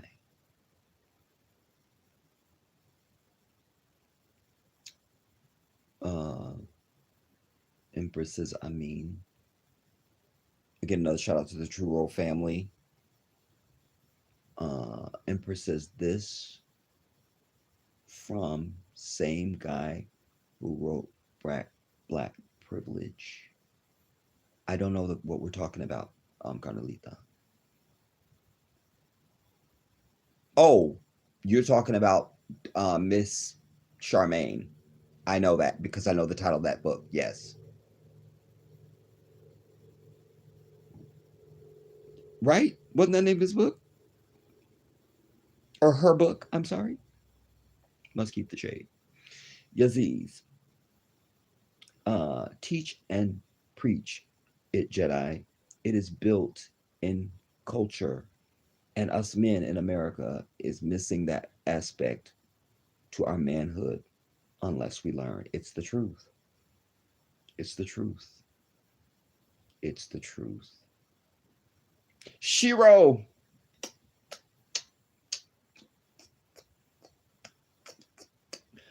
a billion bezels. Good evening, my queen. Good evening. Empress says, break it down, king.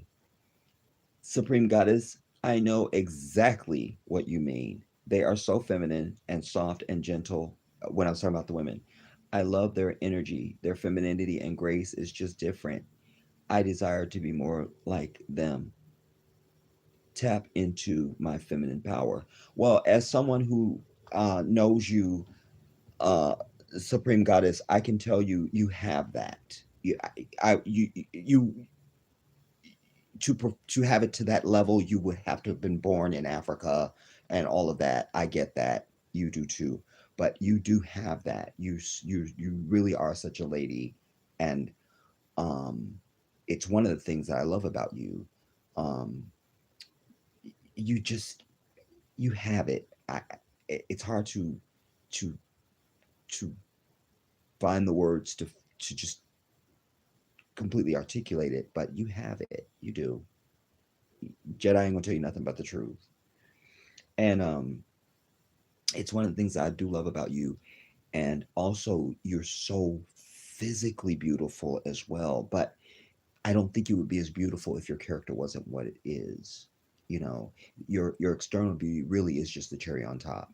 It really is. Like my experience of communicating with you over the years and things like that. Um, you're definitely a woman who takes care of herself, but it's just like putting on your shoes. It's not for it's not for the sake of being fabulous. I don't get that from you. It's just I'm just putting myself together and go about my life. You're not trying to be a model, yet you are. You're so beautiful, and inside and out, you're so beautiful. You're so beautiful. You're so beautiful. You're so beautiful. And an honor to know you. I really mean that. And I've said it over the years many times. I've said to you all, especially you guys remember back in the day when I used to bitch about people not putting their picture up and how dare you haven't put your, and what are you hiding from? And I went on and ranted. 100%. All of my women are the most beautiful of anybody they got on YouTube. I have beautiful women, nothing of all ages, sizes, and everything. Nothing but beautiful women. Nothing but. Nothing but. And I always say, why were you hiding all these years? When somebody would finally put their picture up, like, what were you hiding? Like, we just wow, we just are beautiful, and our women are just our cherry on top. That's just the damn truth. Um, where am I?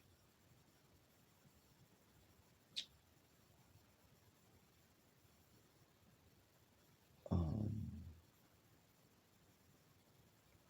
Lulu, South African government trying to be progressive,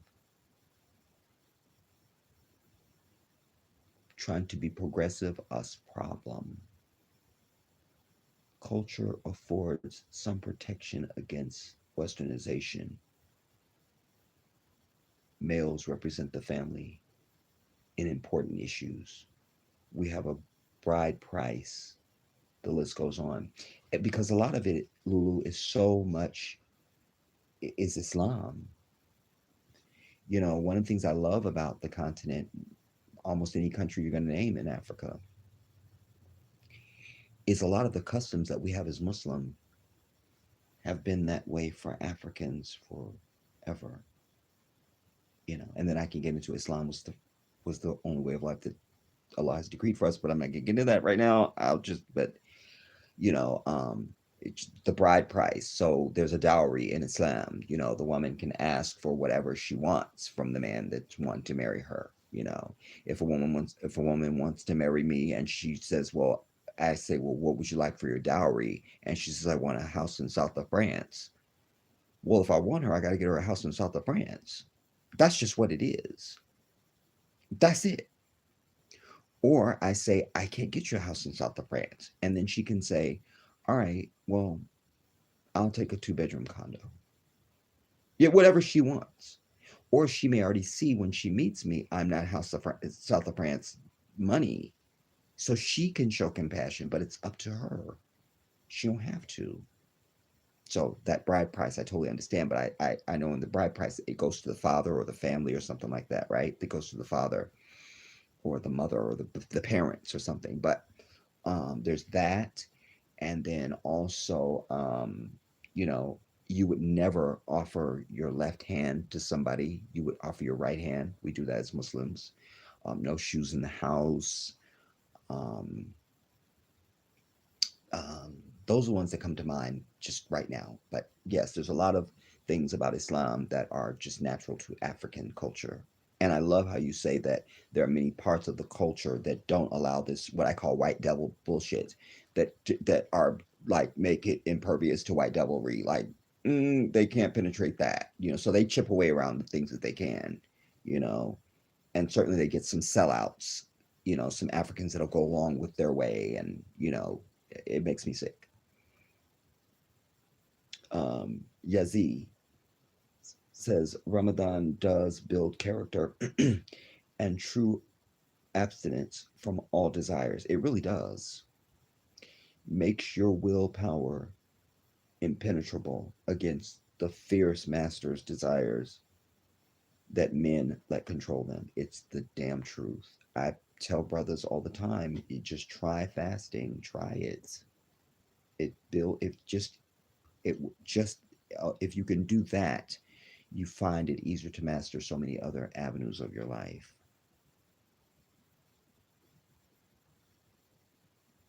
We as Muslim men, we have it.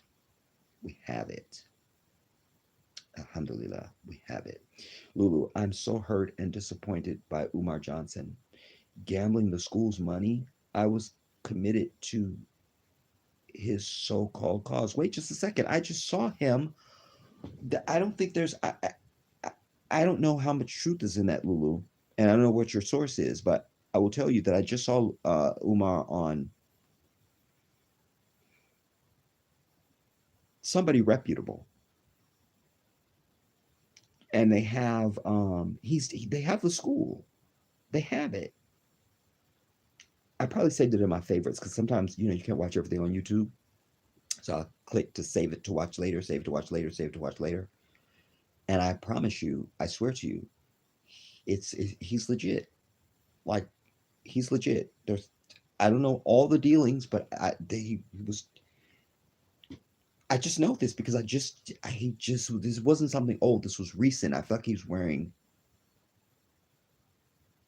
I think he was in some blue and white colors or something. I don't know. Anyways, I have great respect for him, and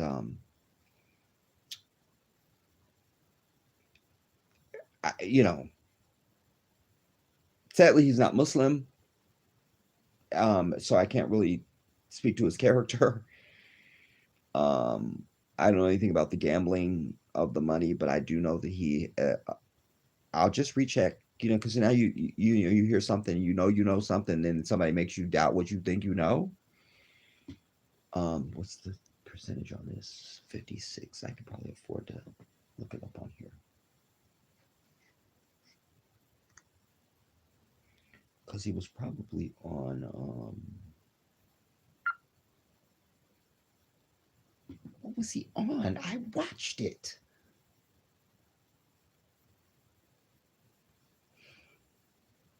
He was talking about the school and everything, and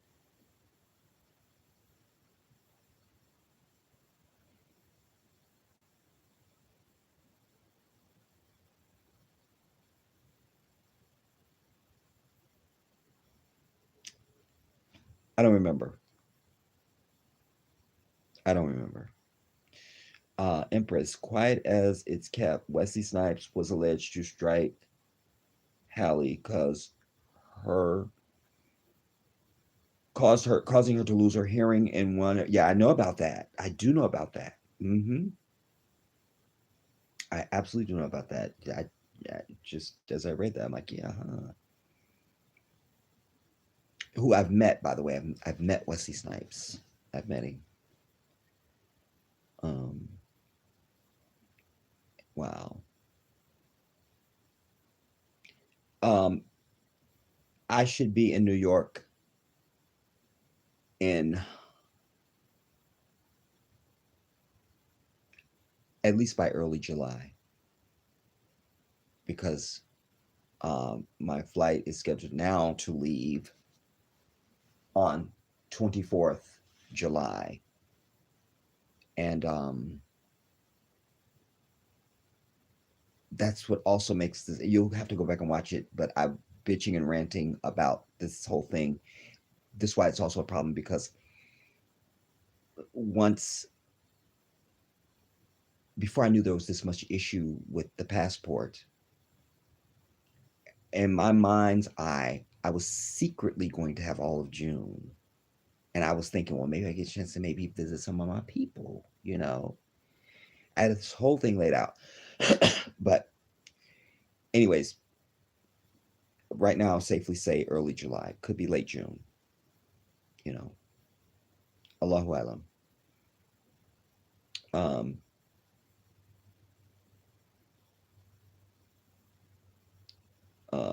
Empress, last comment on Hallie. I know for a fact that she has volunteered at a domestic violence shelter. She's doing so because unfortunately she's experienced it herself. Yeah, yeah. She I feel like she talked openly about a lot of stuff on Oprah too. And I just thought, how could a woman like that go through? I mean, but you never know what somebody's feeling inside as far as the self esteem. Like we look at Halle Berry and go, "Oh my God, it's Halle Berry," which she ain't ever gonna be on Janet. That's something else. Anyway, but you just look at her and go, "You're Halle Berry. You don't know you're beautiful and that you're worth something. Why? You could have any dude, but go find just that you're a woman entitles you to any man that you want. Because at the end of the day, men don't really listen. All this gussing up women, be over that. Just be over it. It's a waste of money and time and exhausts me just thinking about it. We will take you however you come. We just will. Any dude that says anything else is just not being truthful. So I don't know why Hallie would, I don't know, man.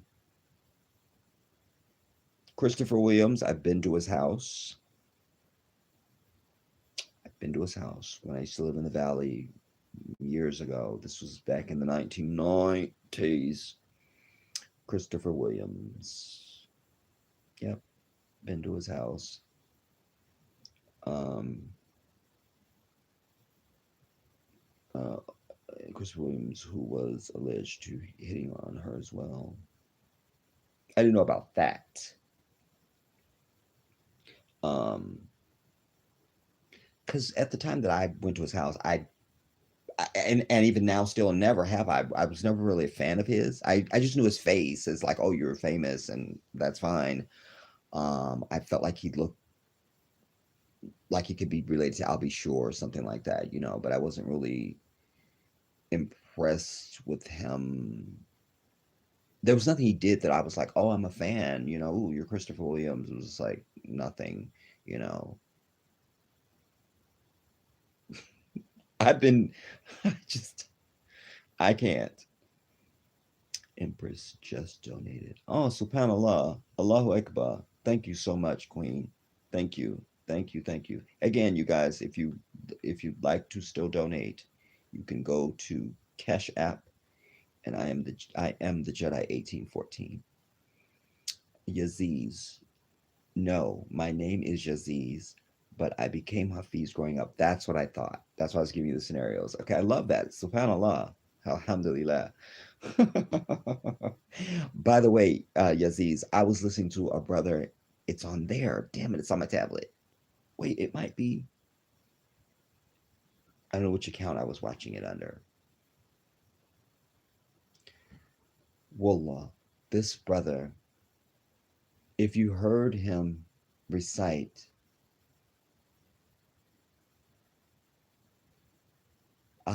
I will cry now telling you about it. It was so beautiful. He was doing kursi. He was doing kursi. Yeah, 255, 256, 257 of Al Baqarah in Kitab Allah. But it was, ah, I can't even tell it to you. It was beyond. May Allah be glorified. Ameen.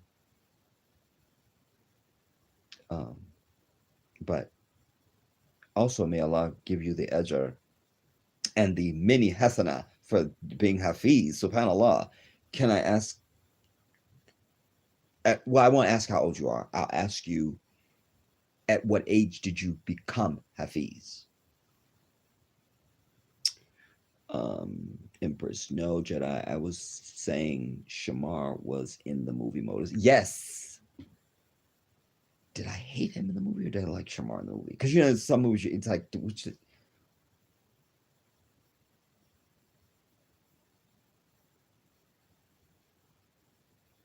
he got done wrong in the movie. Yeah. Okay, Shamar, he's still good with me. Just to make sure I don't hate him. Ouch. Um, I gotta find a new position, y'all. New position, new position. Um, well, I wish I could fix some salmon for you. I do. It really is fantastic. Like wallahi, my salmon is just really. But here's the thing, Queen. Garbage in, garbage out. I haven't fixed salmon in a very long time now because I have to get the right cut and I have to have the skin on. They're coming with the skin off. You're never going to get good salmon out of that. You won't. You won't. Because the way that I make mine, that natural fattiness that comes out of the skin is everything to the final product. It's everything. Ugh. My second to the oldest nephew came to my house one time. It was like early in the morning, and I baked some salmon the night before. And he was saying he was like, he was hungry. And I said, well, Kareem, I have some salmon, that I fixed. He's like, Uncle, I don't eat salmon. I said, nah, I've had some salmon that would make me think I don't like it. I'll just warm some up for you, and you can just taste it. If you don't like it, that's fine. He ate that entire thing and was looking for more. I said, see, I told you. Some stuff you probably just haven't had it fixed the right way, you know?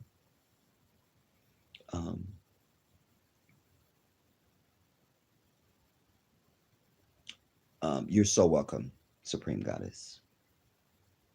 Empress, yes, Jedi. Um,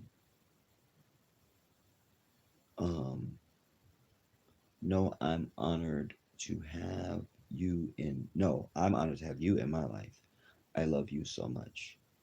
Well, the feeling's mutual, you know. Um, you know, just even from the first time that I don't remember a moment not feeling like I didn't know you, you know? Like it was just instant like that, And many of you have been that way, you know. I guess it's I guess it's our mutual energy. Um I don't really care to dissect it so much. I just think it's beautiful and I appreciate it.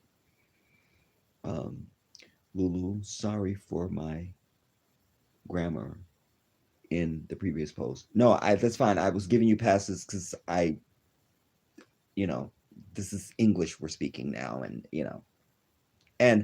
I know how my African friends, my continental Africans speak in real life even, so it's fine.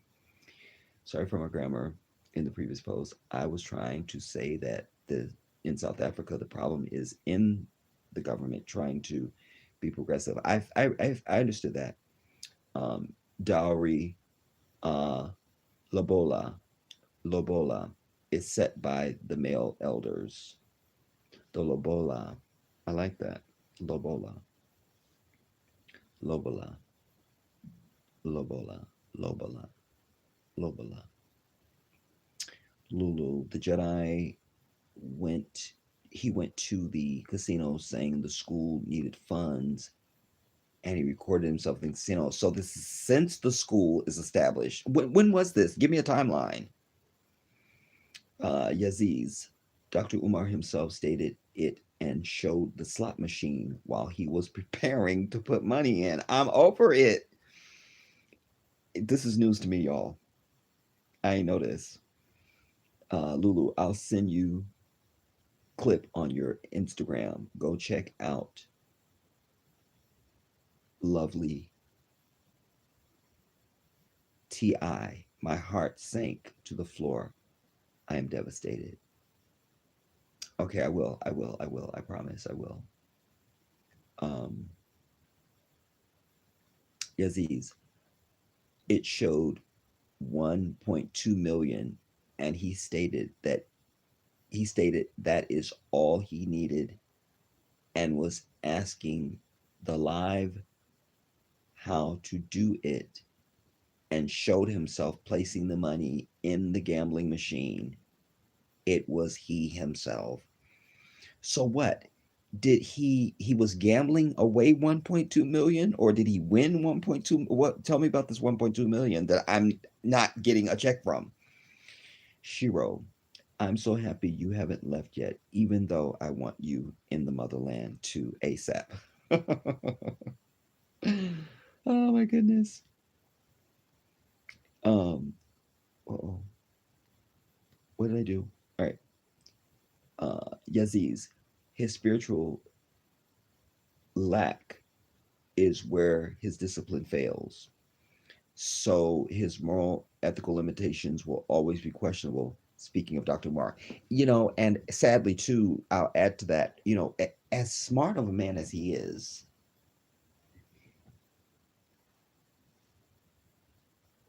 it kills me. Like, cause he's not said glowing things about Islam either, my brother.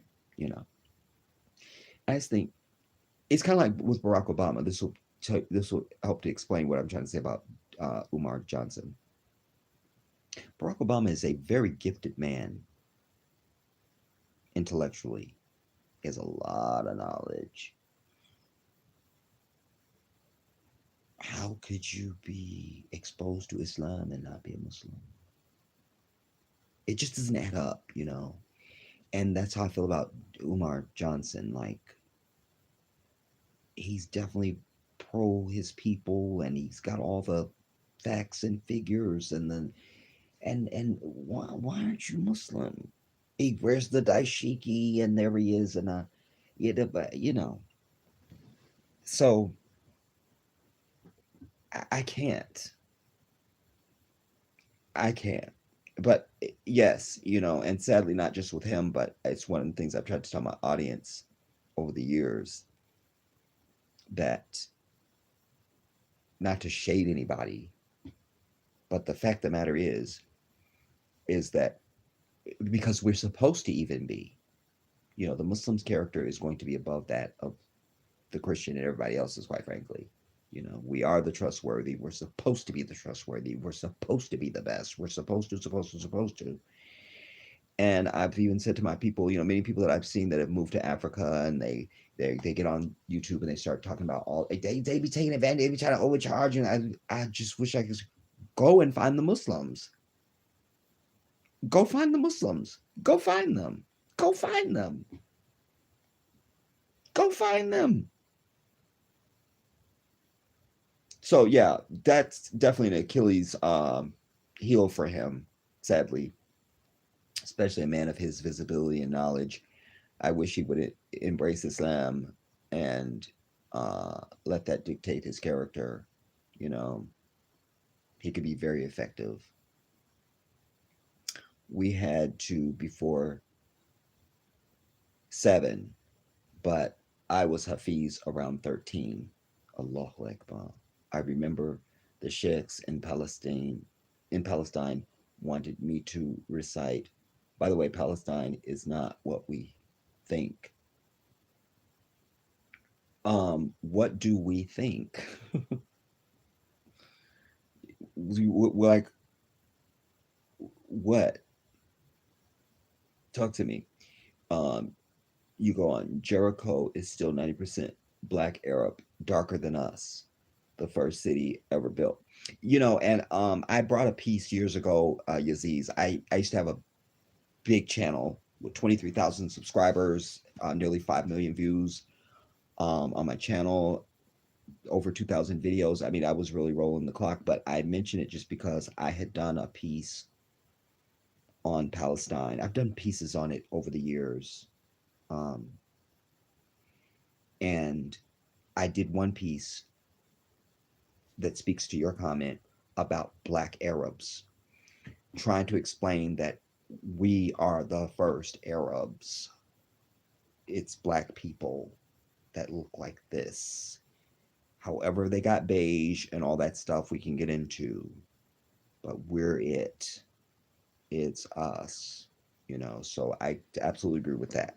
You know, there's one brother that they interviewed. And I think I used it as part of my piece, um, and he was really giving the history and the lineage and the lay down. And there was another piece that Ebony Jet had sent somebody to Israel to do a piece, and they were interviewing black uh, Israelites there, and it was a whole thing. But yeah, it's so not what people. In that context, I get what you're saying. It's not what people think it is. It's just not. It's wow. It's not what we think. The Palestinians are in Gaza and have been a part of the perpetuated war with the other. It just jumped with the other transplants. Both them and the modern Israelis are supplanting an image and sentiment. You know, even if that is 100% accurate, it is still bullshit. They're not armed to the teeth and have the weaponry that these fake Zionists have, you know. And I will always stand with my Muslim brothers, knowing that their intention, they're not going to just attack Israel just to do it. That's against our deen. You know that. And so, could there be some Palestinian Christians that are doing some provocations? I don't know. I could allow that, but certainly there's no Muslims just randomly attacking these Zionists just for no reason. I stand by that 100% toward a cause that represents their pale image, while the true African Palestinians and African Israelites are not given any light. That's true. There's racism that goes on in Islam, even in my own mosque. I did a video back in 2015, 14 or 15 called Racist Arab Muslims. I did that. I did that because, and even in my own masjid, I was muezzin for 4 years. Me, the muezzin, me. And um, I don't say my name here publicly, Yazin. For security reasons, I did that, and then I was going to reveal it once I told everybody I was moving to. Now that I was ready and I had my ticket in hand and all that other stuff, and one of my angels said, we were speaking on the phone one night, and she said, Jedi, I don't think you should do that just yet. So I just took that as a whisper from Allah, like, okay, maybe not right now. But I will just tell you um, that it is the Abu of Rasulullah sallallahu alaihi wasallam. This is my name, you know it. Um, oh, low battery. What's the statute on murder, everybody? Who can I kill? Give me a minute.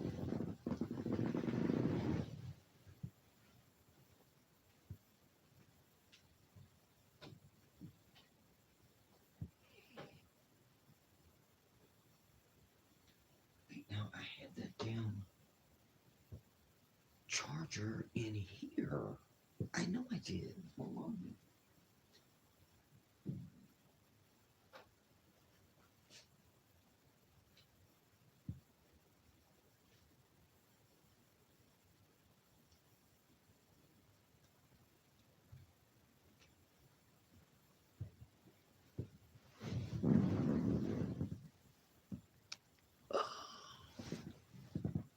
Wait, y'all.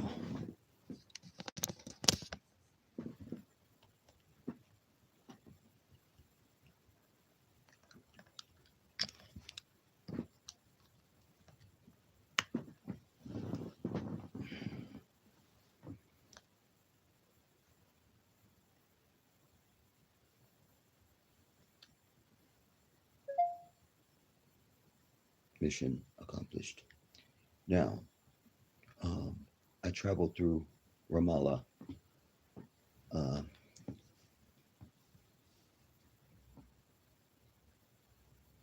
Nablus East, Jerusalem, and made Salat with the original Black Palestinians, oh subhanAllah, that are both Christian and Muslim living in harmony. Tell it, brother, tell it. Because I try to tell these Christians here in America, first of all, Orthodox Jews know that they owe us their entire ass. And they are our cousin. They say we are their cousin. They pray in our musalla. We can pray in their synagogue. Even at JFK, I don't know if you know this, brother, and I don't think JFK is the only one. They have a musalla for us at JFK to make salat. They have it, and but and I know Arab Christians right now. One of the brothers, he runs a carpet cleaning business. His name is George. He greets me salamu alaikum. I say salamu alaikum to him. He says walaikum salam, etc., etc. Their their Injil has the uh, Isa, Allah, all of that. It's a beautiful thing. It's just Christians in America who don't know anything who think they know it all. Um, you go to, and even Lulu can probably testify to this. Many African countries, uh, and Muslim countries, quite frankly, but because many African countries are Muslim countries, but you go there, and if you go at Christmas time, it could be a Muslim country. You would have no idea there were Muslims there. You go at Ramadan, you would have no idea there was Christians there. The Muslims and the Christians are like this. You know, they respect and honor our holy days and our holidays and all that stuff. And it's just the way that Allah intended it.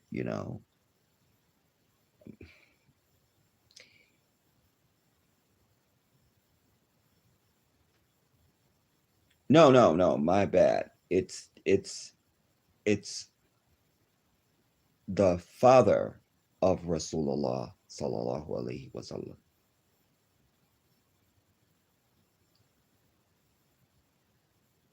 By the way, in um, the Veda, the Hindu Veda, my name is Vishnuyas. Vishnu means God in their language, and Yas is slave. Vishnuyas. Vishnuyas. Um, by the way, that got me out of 50 cents one day because I had taken my neighbor to the hospital uh, one day. This was down, it's like 45 minutes away, and for cataract surgery, and I had just taken a walk to the store from there, and I forgot what I was buying, but I was 50 cents short. But the guy was Hindi, and I go, by the way, I said, and I just enchanted myself to him, endeared myself to him in that moment. I said, you're Hindu, right? You read the Veda? Your book is the Veda? And he goes, yeah. I said, yeah. I said, in your language, my name is Vishnuyas. Oh, Vishnuyas. And the 50 cents was over. It was fine. It was, I could go. Okay. SubhanAllah. A Christian living in Palestine who speaks Arabic calls God Allah because in Arabic there is no other name for God. Thank you very much. I wish Christians here could understand this. Especially black people when they be like, well, Allah or whoever, they never fail to say that part. Allah or whoever.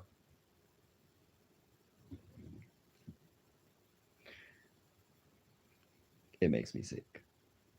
Anyways, I want to say this as I land, everybody.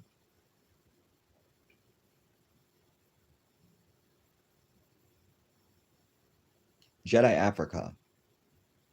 I have another video that I'm going to be uploading over there tomorrow. It should be up tomorrow, inshallah. For any of you that have not subscribed to that channel, that's on you. That is where I am documenting and sharing and doing all things to do with my journey to Africa. I'm not going to do that on this channel, you know, because as I have said to you many times before, I want, part of me doing this is I want to share this with all of you, but I don't want to share with people that aren't interested. How many videos that I do when I first started trying to raise money, and at that time my videos were getting 10,000 views. If everybody just gave $1, it was just so difficult, man. Like, because we just can't, we won't do anything together. We just won't. It's not that we can't, we just won't. And so it took forever. And how many people just went past me, heard my plea, and asked, like, just give what you can, give what you can, give what you can. And they just went right past me as if I didn't say it. That hurt. That takes a little piece off of you. It does. I'm human. I'm absolutely human. I'm not an immortal. And so this is for those people, and for myself, for us to share this together, you know. So I'm not going to be butthurt anybody that doesn't follow me over there. I don't care, you know. But I'm not going to be doing anything uh, with regard to Africa on this channel. It will all be on Jedi Africa. That's why I call it Jedi Africa. That pretty much states it. You know, I'll still continue to communicate here on this channel, but it won't be on that. You know, um, and I felt it necessary to have a separate channel for that. Um, that because that way the work doesn't get mixed up, and then also the time is steadily approaching where that will just be, because I won't need to be talking about any of this nonsense that's going on here.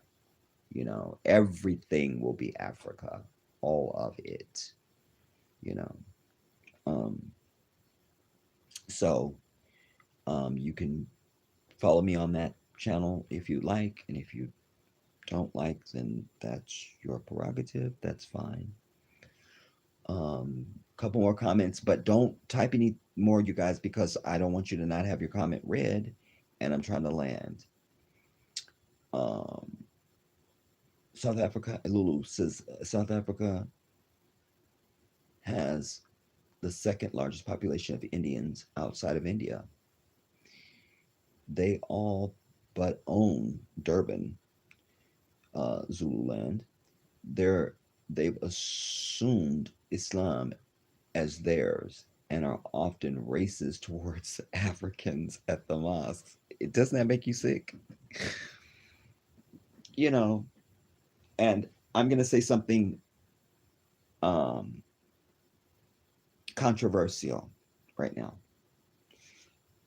but I'll preface it by saying something else before I say it. When I was probably 6 or 7,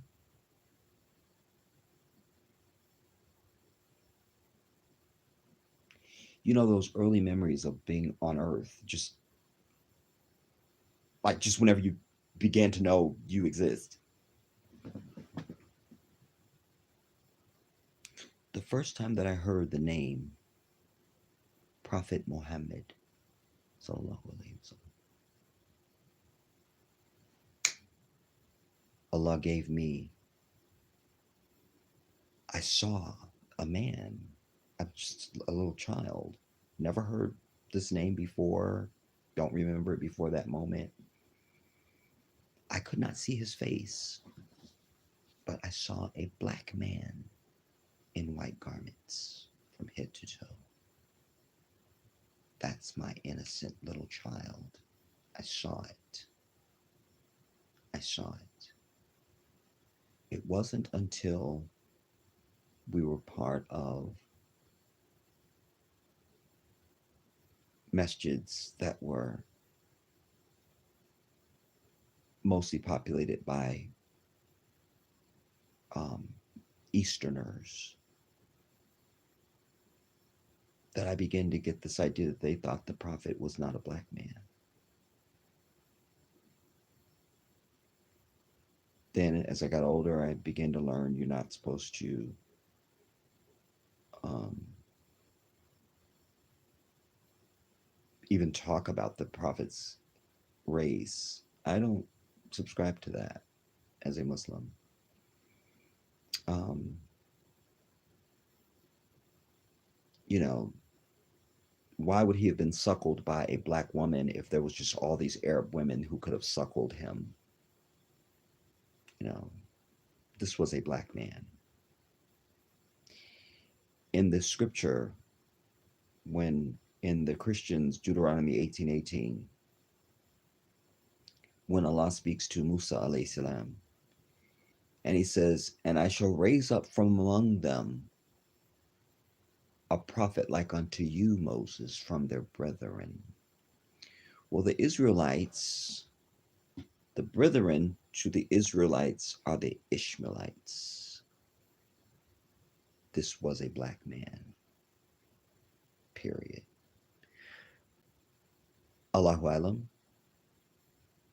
But my everything tells me that this was an African man, period. That Islam has been, not the kitab, not the deen, all that is bulletproof. All of that. But we have been infiltrated by the same thing the Christians were infiltrated with from the white devil, where they made Isa alayhi salam. Suddenly he's a blonde haired man with blue eyes. There he is, Christ the Savior. And knowing how Arabs are to this day to my black face, they are people who show me they have motive to say this man was something other than black like me. Muhammad ibn Abdullah sallallahu alaihi wasallam was a black man. Period. And they can get into these Arab tribes and Quraysh and all. I don't want to hear any of it. This was a black man. Period. Period. And I asked them what I would ask the white Christian who claim they love Christ so much. When you know that Christ is a black man, do you still love him? For all the sheikhs and muftis and imams out there, do you still love Rasulullah this much if he's a black man? All life begins in Africa, but the main prophet that's going to show up is going to be somebody that don't look like me? I doubt it. And again, going back to Deuteronomy 18:18, John 14:25, like unto you, Moses. The prophet began his prophethood at 40 years old, just like Musa alayhi salam. He was an orphan like Musa alayhi salam. He was suckled by a woman who wasn't his mother, on and on and on. When Allah says, like unto you, from their brethren, like you're a black man, this a black man, coming, that's it, black man. They don't like for you to say that out loud. I don't care. I don't care. I don't care. Because it's like the white people always say, if it, they the one that made Christ white. So if it didn't matter, why did you change him? Now, when I bring the question, you have a problem. But you saying it don't matter, but you changed it. So it mattered to somebody. So I feel the same way. You know, I just do. Um,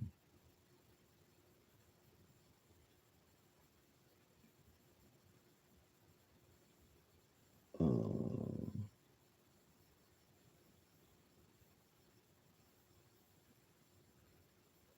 Lulu, Palestine is back land.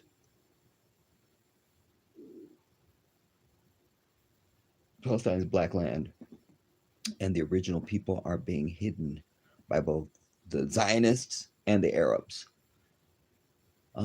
That war is between two factions that stole and invaded our land.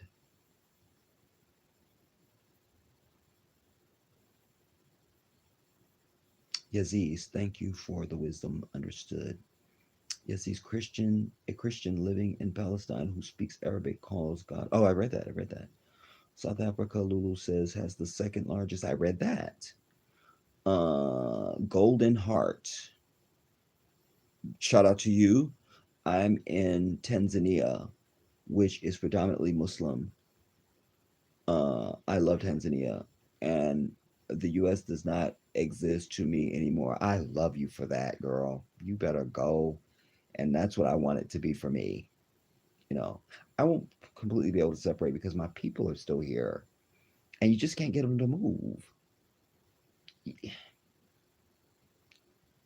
But I want to be right where you're at, so I can say America is fucking dead to me, dead to me. Ugh, Yaziz, I cannot wait to see your other channel. I have been to Lagos and Abuja, been to Senegal and Switzerland. You better go, Yaziz. Subhanallah, and Zimbabwe and Botswana. So, take me with you. I will definitely support you to keep your motivation up. Allahu Akbar, inshallah. Jazakallah khair. Yaziz, that's to Golden Heart. He says he's coming to Tanzania next. Um, then that's Golden Heart to Yaziz. Yaziz, Nabi Muhammad sallallahu alaihi wasallam was from the tents of Kedar, a very black tent from the tribe of Quraysh, uh, and a very black tribe. Sadaqallah, Sadaqallah Wazim. That's the perfect place to end there. Ah, man. Akubli hada wa astagfirullah. Now, I want to say this, you guys. Uh, I said, oh, so don't type anything else, you guys, because we're landing now. All right. I just did. I don't want you to not have your comment read. I read the last one and we're good.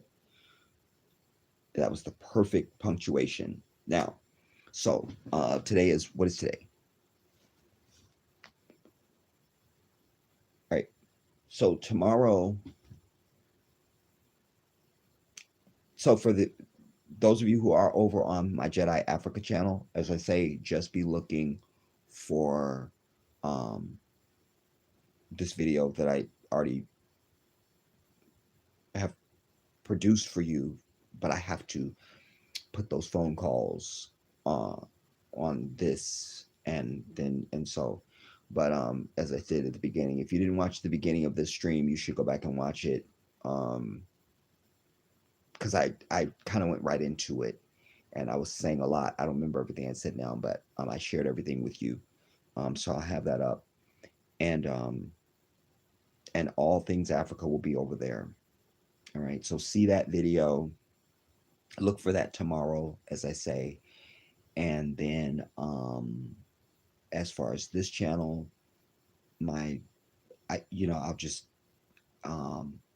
there'll be I'll have something else that I'll have coming this week, inshallah. I'm missing something. I can't think. I think that's it. I'll also do a video for this channel for that collection I was telling you guys about. But I'll do that at some point. But I'm not gonna hammer this. If you guys aren't interested, then I'm not interested. You know, I'm not gonna let this be like, when I started trying to raise this money for my journey. I'm not doing that. We're all adults here, and I'm not gonna beg nobody to do nothing in life. Period. If you don't want it, I don't want it. You know. So that's just how we're gonna do. I'll take one more stab at it. If people are interested, then I'll continue to pursue other uh, add more stuff to the collection and the merchandise and stuff like that. But if people aren't, then I'm not doing it. You know, I don't want to waste nobody's time or mine. I do want to say thank you to everybody that was able to come and be a part of the stream tonight, today, whenever we started, and many of you guys, I miss you so much. Um, there's a few people that I haven't seen in quite some time or talked to, or just hadn't had an opportunity to interact just because of everything that's gone on. Certainly, when Ramadan came in, that precluded me. I think I may have did a video during Ramadan. It was something I think I did the trial thing or something. I don't know. I don't know. But I just wanted to try and keep the holy month incubated and sacred, you know. So I was missing because of that, and then I've just been busy um, in general, trying to gear up and all the running around that I'm doing. Um, but like I said, now it looks like I'll have a window of time, uh, unbeknownst, and you know, couldn't have predicted. Um, so we'll be together, inshallah. So wherever it is for you, whatever time it is for you, I bid you good night and good morning and a very good week and all that stuff. I love you guys all. I'll see you soon. This is the Jedi. Now I don't remember how to do this thing because I haven't done this for so long. All right, here I go.